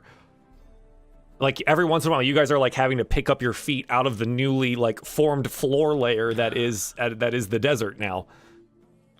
Yeah. This is yeah, I don't know. I'm just like I don't know. It's hard to describe the mechanics of this, but it's like one of those adrenaline fueled moments where you're just kind of doing anything you can to keep yourself on the top layer of sand and keep kind of lifting Miara up and like scooping sand off her face and just it's kind of like a whirlwind of actions going on. I kind of picture this as Hathol carrying Miara in his kind of basically stepping up the stairs of sand as they are formed. Yeah, Okay. it's not Darien, Minecraft you sand. start. You're Unfortunately. pushing off the sand and you're trying to find Ignis.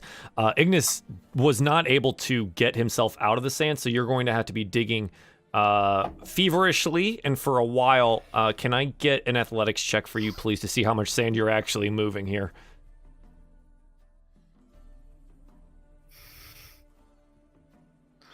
Do you have any inspiration? I think Have you you used used it. yours? You could. Yeah. Can I give him mine? Yes. Can. Yeah. Use mine. Thanks, Dad. Oh, thank God. Okay. Yeah, so you're moving sand off and off and off, but it's taking time. And it's taking too much time. Ignis, can I get a death saving throw from you, Oh please? my God. Oh boy. Because as you Hey. So Ignis, you're alive currently. Hey. You're not dead, Very but you still have no alive at the air, moment. so you're unconscious. So you're still unconscious and still suffocating. So you're technically not like up, right? Because you're still Right. dying. So you succeed that death save for now, right? Like that's what happens. Yeah.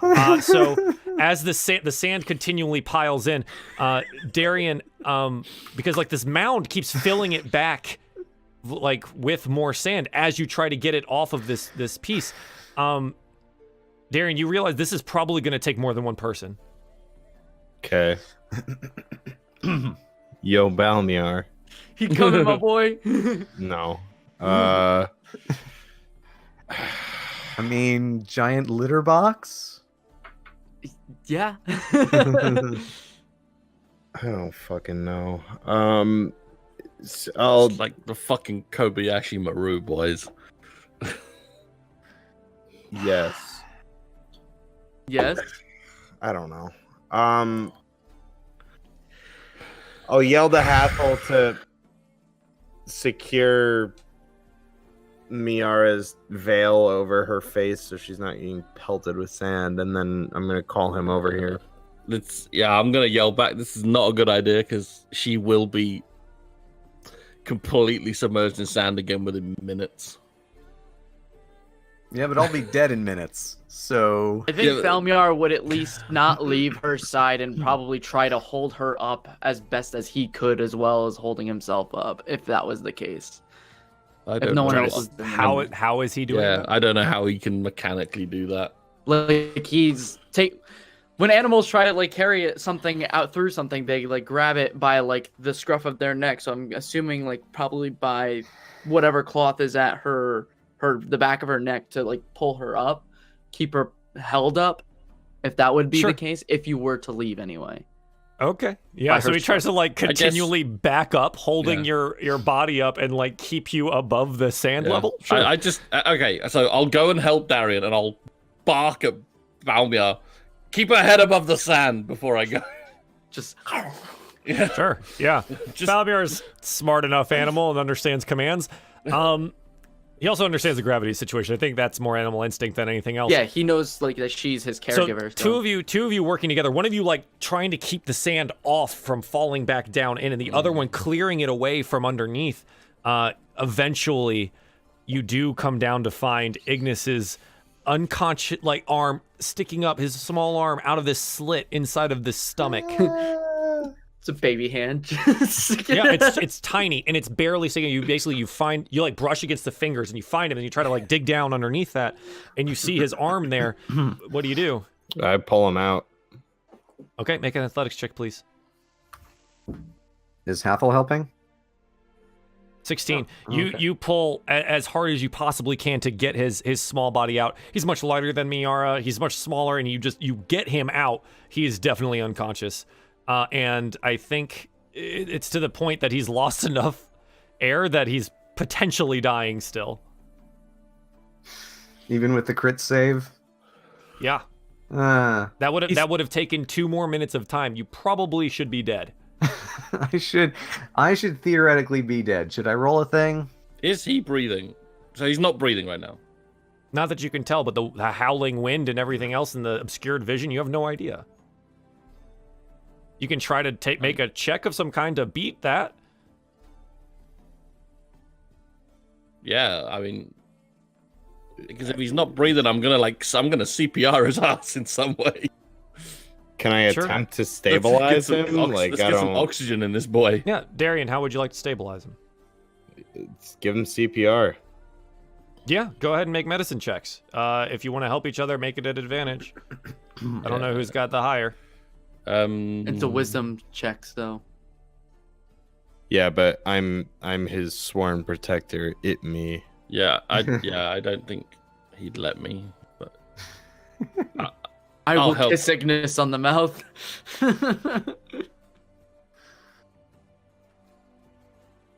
Oh man, love that advantage. Saved it from a crit fail, which would have killed me.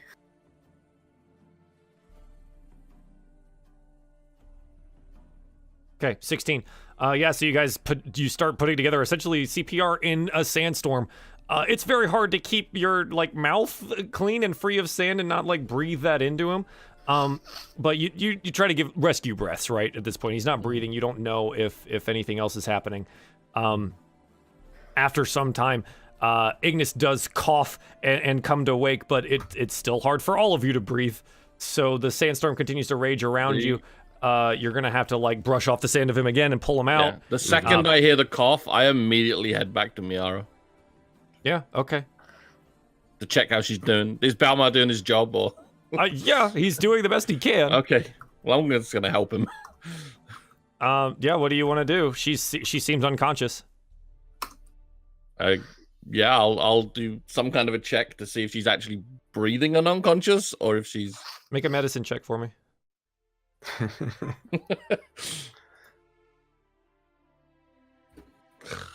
You can't tell against the storm. It's so hard to see whether or not, under her armor, it's almost impossible to tell if she's shallowly breathing or not. And it's almost you can't feel it because of all the wind.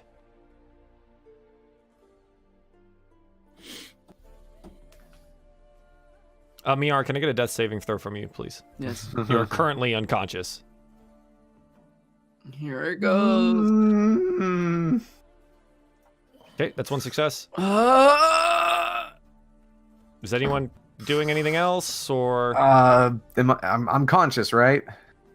yeah, Okay. mostly. Hmm. You're doing that thing like if you've ever passed out where like everything was black just 2 seconds ago and now it's all fading away and like these weird little like dots.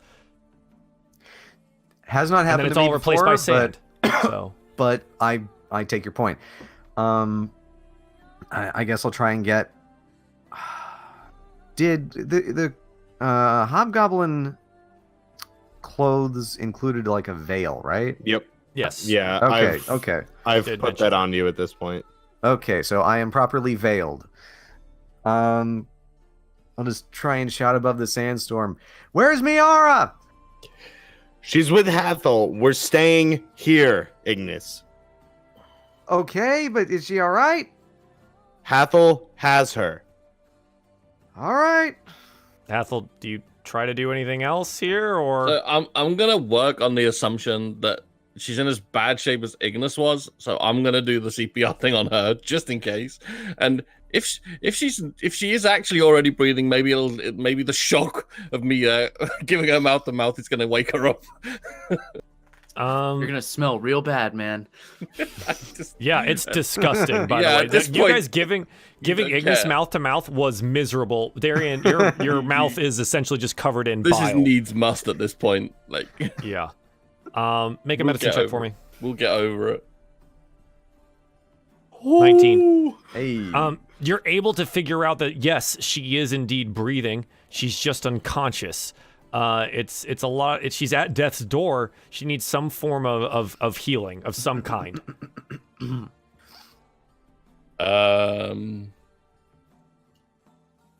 This is one of those things. Is like there's not a cut for you to bandage or blood for you to stop that would like stabilize her. Like she's essentially going brain dead. So in this world, there's certain things that you can do to try to heal people through other means rather than physical. And it seems like she needs something like that.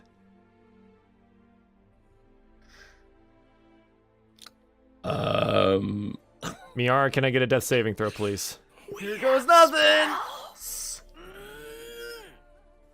That's one failure. No. Okay. One success, one failure. We're on. I have to say I don't understand the mechanics of somebody being unconscious and breathing, but their brain dying, as Duzan has just said in the chat. It was she was unconscious, and she might have suffered enough brain damage over that time that she could be dying. She's not conscious. Okay. Currently breathing. She has access to oxygen. But It's not a lot though, or is it still? no, it's not. You know. So can Hathol stabilize her like Darien did for me, or has that already been attempted? I mean, he can try, and I don't think it's anything that he could possibly do physically. That's what his medicine It's check a would have magical told him. check. So it has to be magical.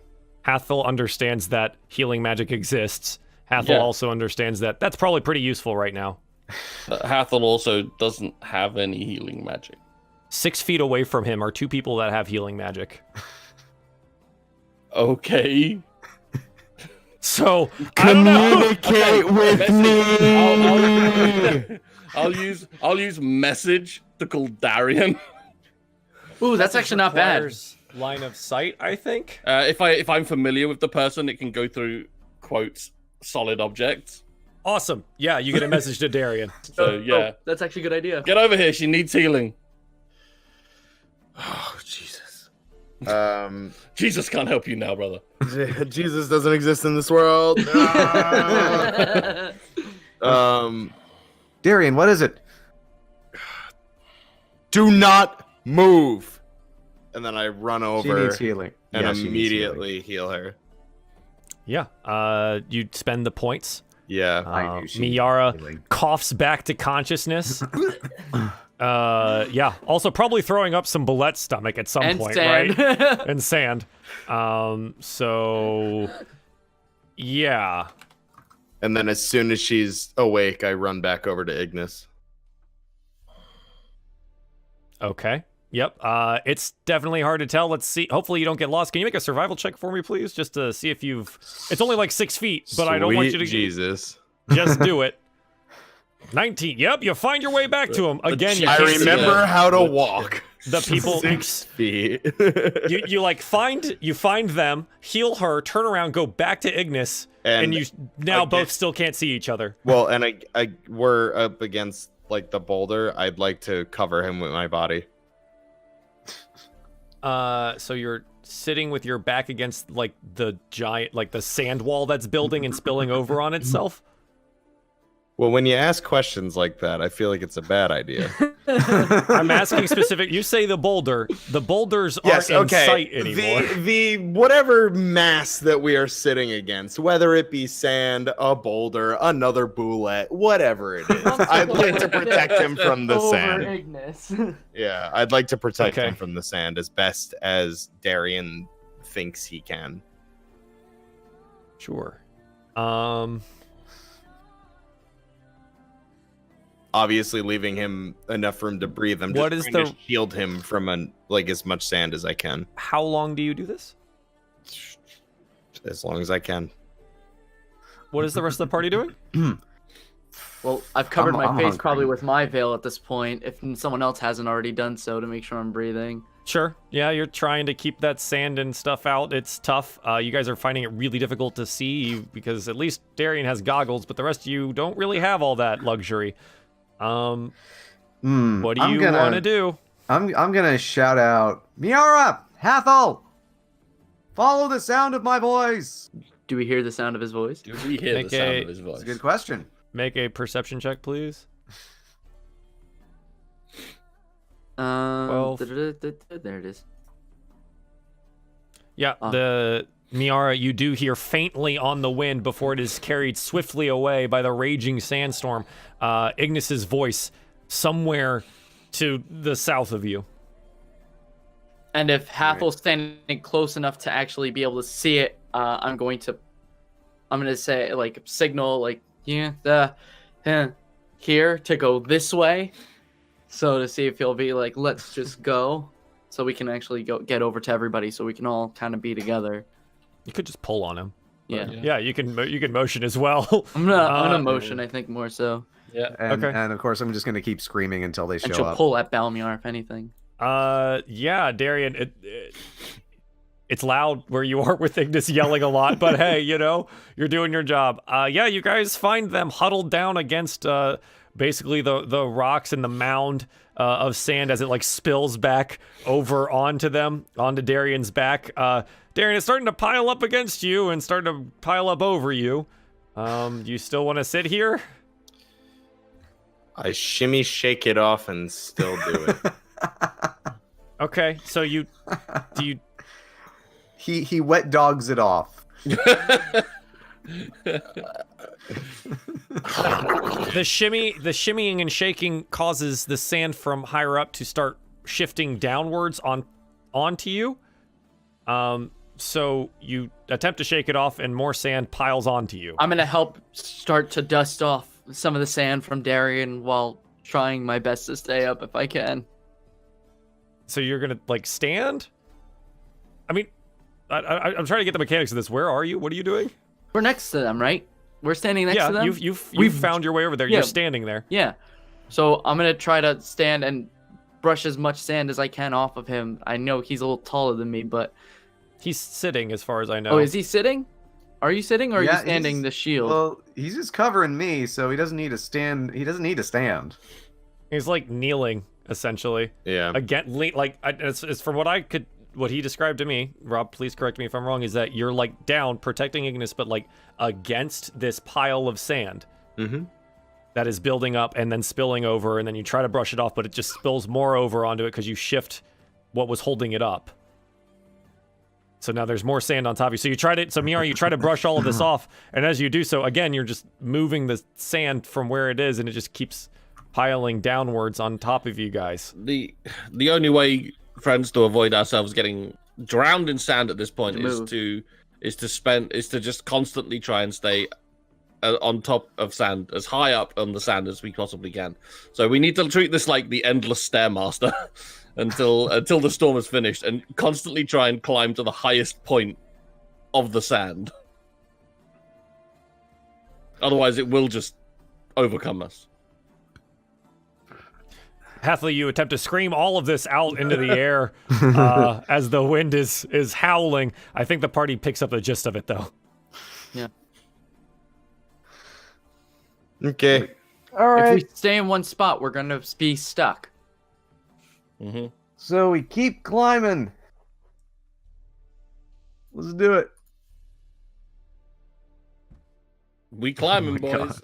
Let's do it. So when you say climb, what do you mean? I envisioned the easiest way would to be like hands and knees kind of crawl up any small dunes we find to try and like get to the top of them.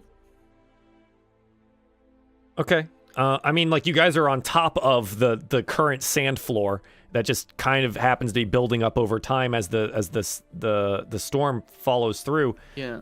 Kind of just be where you are, and every once in a while just lift your feet. Okay. I think Does that if make we sense? try to move towards the direction where the storm is coming from, we'll eventually get out of it faster. Because the storm has an ending point. Yeah. So if True. we start walking towards where the storm is coming from, we will cross eventually through it. Sitting faster. still didn't work, so. And sitting still is not working. However, we need to either all of us can constantly hold hands, or we need to tie ourselves together with rope. Or we're gonna lose party members in the storm.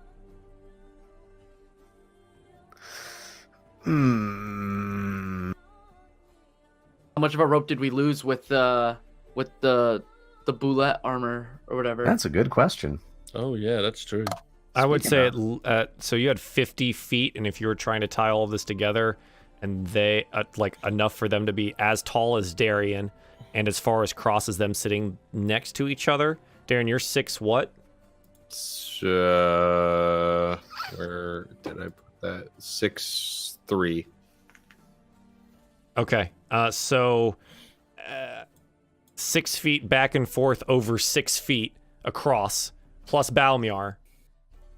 I mean, you probably 6 by 6 is 36 square feet. I mean, you probably used up at least one full length of 50, if not a like full and a half of another. How much Let's rope just did say we there have? goes.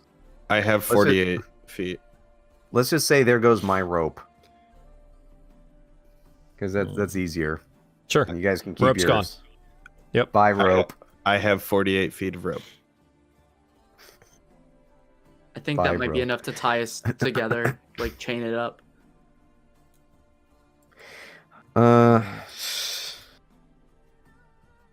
Whatever you guys think is good. I don't know. No, I don't let's know just what to do accept at the this fact point. there are no good ideas here. Of course not. It's all desperation at this point. Our best bet is to try to get out of here. And I think if we start moving, we're going to be able to get out of here faster. Yep. Yep. Other I than have standing nothing- here and just trying to be unsunk. Yeah, I have nothing left interesting in my bag of tricks. As you all scream this to each other over the howling of the wind. Yeah. I have nothing left in the... All right. Mhm. All right. So you Let's tie yourselves follow- together? Yeah, let's do it. Who's in front? Me. Darien's rope. Probably Darien, yeah. Okay, who's behind him? I don't know. I'll go. Okay, Ignis, who's after that? I'll go. Miara, then I'll come at the rear, yeah. Where's Balmiar? I think Balmiar will probably be between me and Hathol. Okay. With the rope so- tied probably between his armor plates. Not actually around his stomach to hurt him. Okay. So you have all of the rope tied to each other around each other's waists. And what would you like to do? I'm gonna say we should hold hands. And not form a prayer circle, but just hold hands. Just in case. Yeah, And just sure. Start And then I guess moving. we'll start moving toward where the storm is coming from. Yeah, Ignis, it's kind of a reach for you to grab Darien's hand, similarly to Miera. I'm not sure, it's hard for you guys to kind of like reach down and grab Balmiar, but Hathol, I think you're close enough with the rope that you can like see him at least. You're walking close enough. Yeah. Right? Like within the 3 feet. Okay, yeah, and you start walking into the direction of the wind. Have your shield everyone- up, Darien? Yeah. Yeah, so he's bracing against the wind and the sand. Darien, you do notice that the shield blocks a lot of the sand, but it does make the wind over that area push harder against you. If you guys would like to make athletics checks for me, please, to see how walking goes. Everybody? Yeah, everyone. Oh boy. Okay. Shit. Let's see how I do. Of course it's a 2. What is athletics based in? Strength or It's definitely strength. Okay, because I need to Yep. make it for Balmiar as well. Oh my goodness. Oof. I sure hope that's an average. So Darien, you're even with the extra wind pushing on your shield, you are like a bull just shoving through this sandstorm, and you've got a firm enough grip on like Ignis's forearm that you're just hauling him. It doesn't matter if he's not going to be able to walk or not. You are dragging him bodily through the storm. Climb on his back at this point, Ignis. So Thank you. Miera, you're following up behind that, and you're basically like you've got Balmiar essentially by the scruff, and Yep. you are dragging him through. Let's go. Hathol behind that. Hathol, you're doing just enough here to keep abreast and keep up. Yeah, okay, so you guys continue to walk. I think this is where we get our first of these. The whipping and the sand getting in and around your face, eyes, nose, and ears definitely does cause some kind of damage to you. Wow, that was a higher roll than I expected it was going to be, but so over the next hour, you guys will take 4 damage worth of all of this sand, like cutting at your skin that is open or getting into the creases and cracks and chafing all of you. It's a pittance of actual damage, but it's enough to be like, yeah, this sucks. So yeah, that's the first hour. The storm continues raging ahead of you. Go ahead and make athletics checks for me again, please. Oh boy. I'm doing a little better. Yeah. Can I get one for Balmiar too? Yep, I was just moving Thanks. over there. Darien, yeah, it does. The wind is pushing harder against you. You're like, when you get that part where you lean back a little bit and have to like reaffirm that you're pushing through wind. You're doing that quite a lot. You've still got your hold on Ignis, but you don't seem to be making a whole lot of progress. Miara eventually just like puts her hand on your back and just shoves you forward and continues moving behind you. Hathol doing the same with Balmiar, and he's just pushing on Miara, who's pushing on you, and you guys are moving through the storm continuously for the next hour. Absolutely exhausted by this point. The wind around you begins to die down over the next 30 minutes after that hour.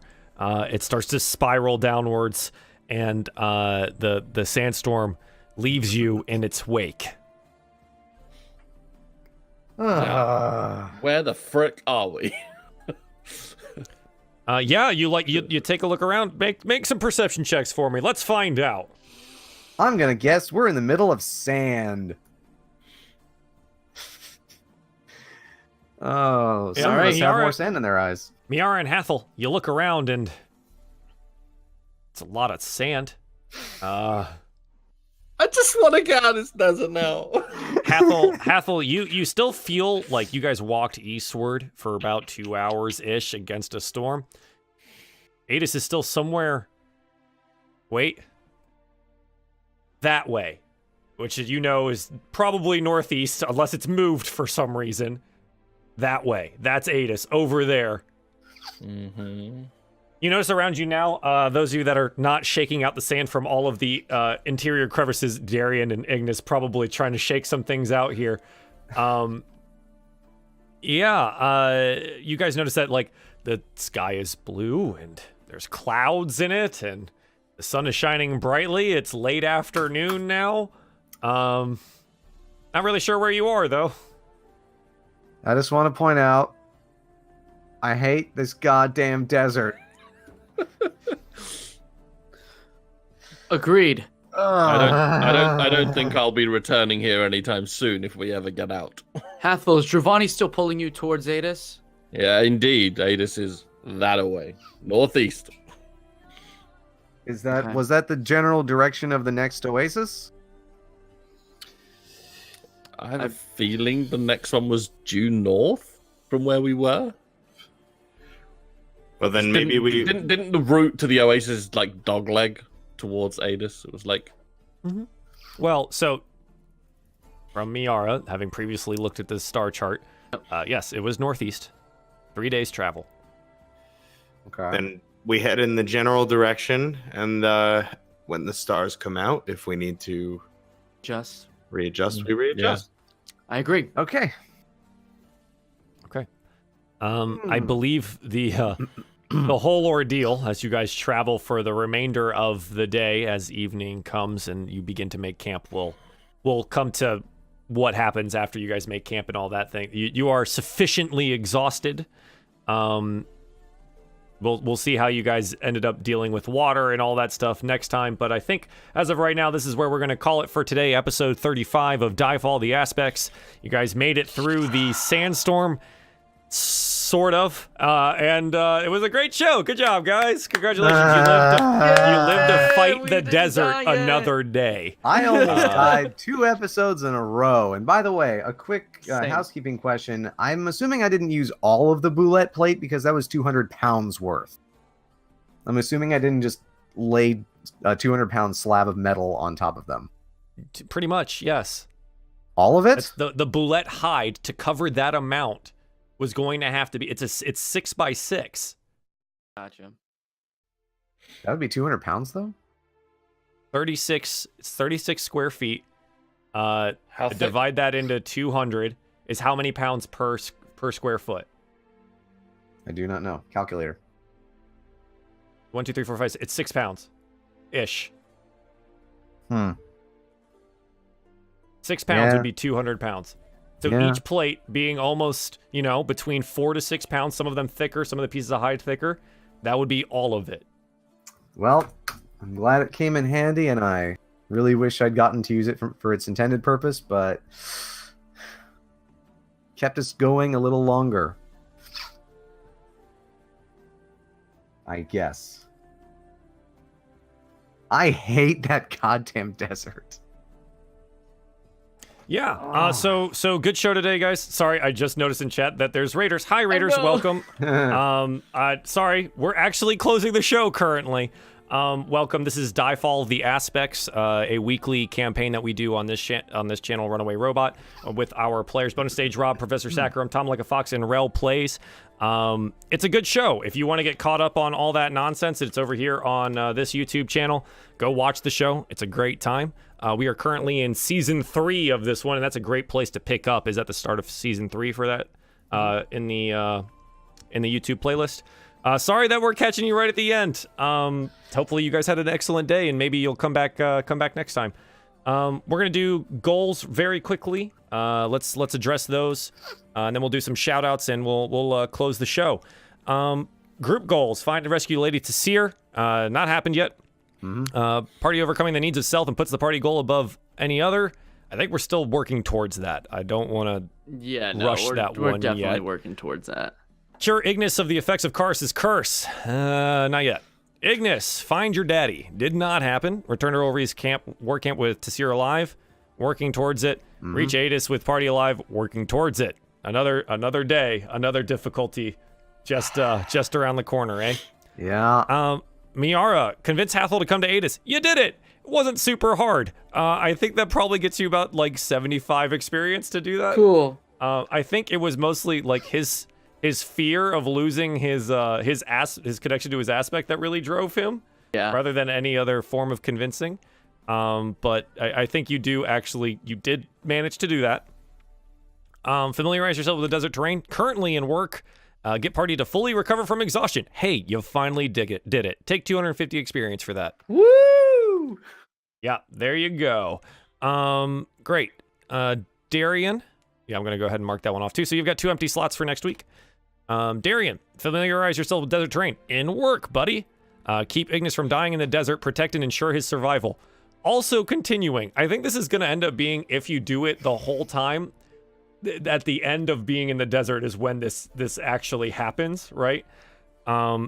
Leave a totem or marker if you see any of the great worms. That didn't happen, but that's something we can look at later. Hathol, safely escort party to Adis. Sort of in work. Get party to fully recover from exhaustion. Great. Take that 250, buddy. Totally did it. Learn about the other aspects, the history of the aspects and their politics. You guys discussed it a little bit, but it was mostly discussion with Miera on how you both didn't really know anything. Pretty much. So that's, at least you had the discussion, so cool. That'll work for next time. Great. And now you have an open slot for next week.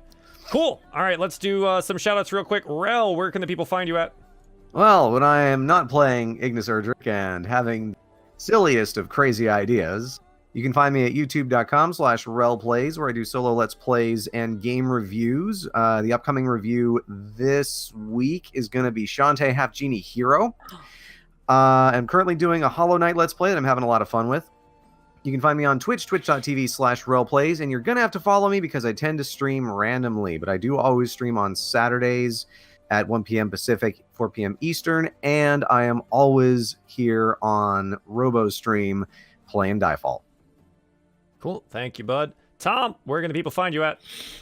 You can find me at twitch.tv/TomLikeA, where I do as stupid stuff as I do here. Good. Thank you, Tom. Rob, where can the people find you at, bud?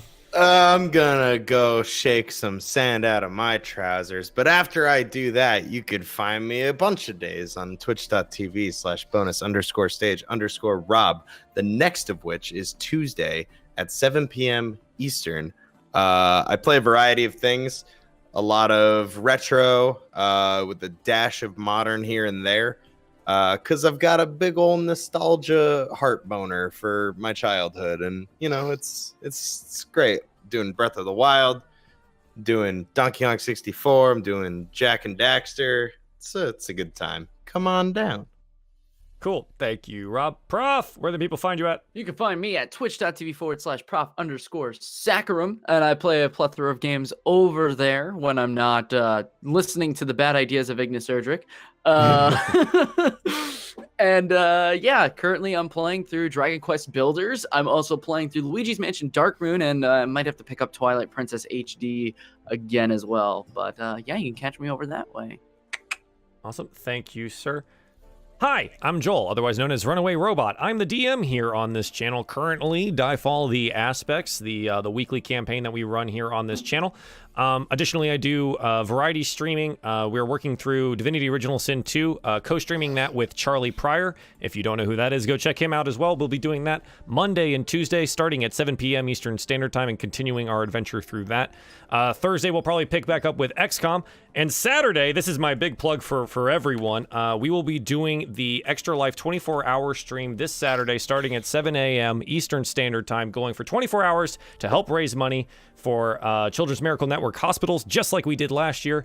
I really hope that we will be able to do just as well as we did last year, raise a lot of good money for this cause. We'll be doing game giveaways every hour, game giveaways at certain thresholds throughout the donating day, and hopefully you'll come and hang out, say hi, give me a hard time, and participate a little bit. So I think that's about it for us tonight, guys. Thank you so much for tuning in today. Thank you, chat. You've been awesome. I super duper appreciate it. Those of you guys that followed during the stream, I'll catch you guys later, and thank you. Again, thanks for tuning in. I'll have this up probably Tuesday up on the YouTube, but it is currently available as a VOD directly after the show. And I didn't mean to note this. Because of the 24-hour stream, we'll likely, and I'll talk to you guys about this later, likely need to move the game from Sunday to a different day during the week because I'm going to be dead on Sunday. Yep. So we'll talk about that in a little bit. But thank you guys for tuning in. If you haven't joined the Discord already and you want to talk about Dungeons & Dragons, go ahead and join the Discord, exclamation point Discord in the chat, and I will see you guys over there. Bye. Bye. Bye.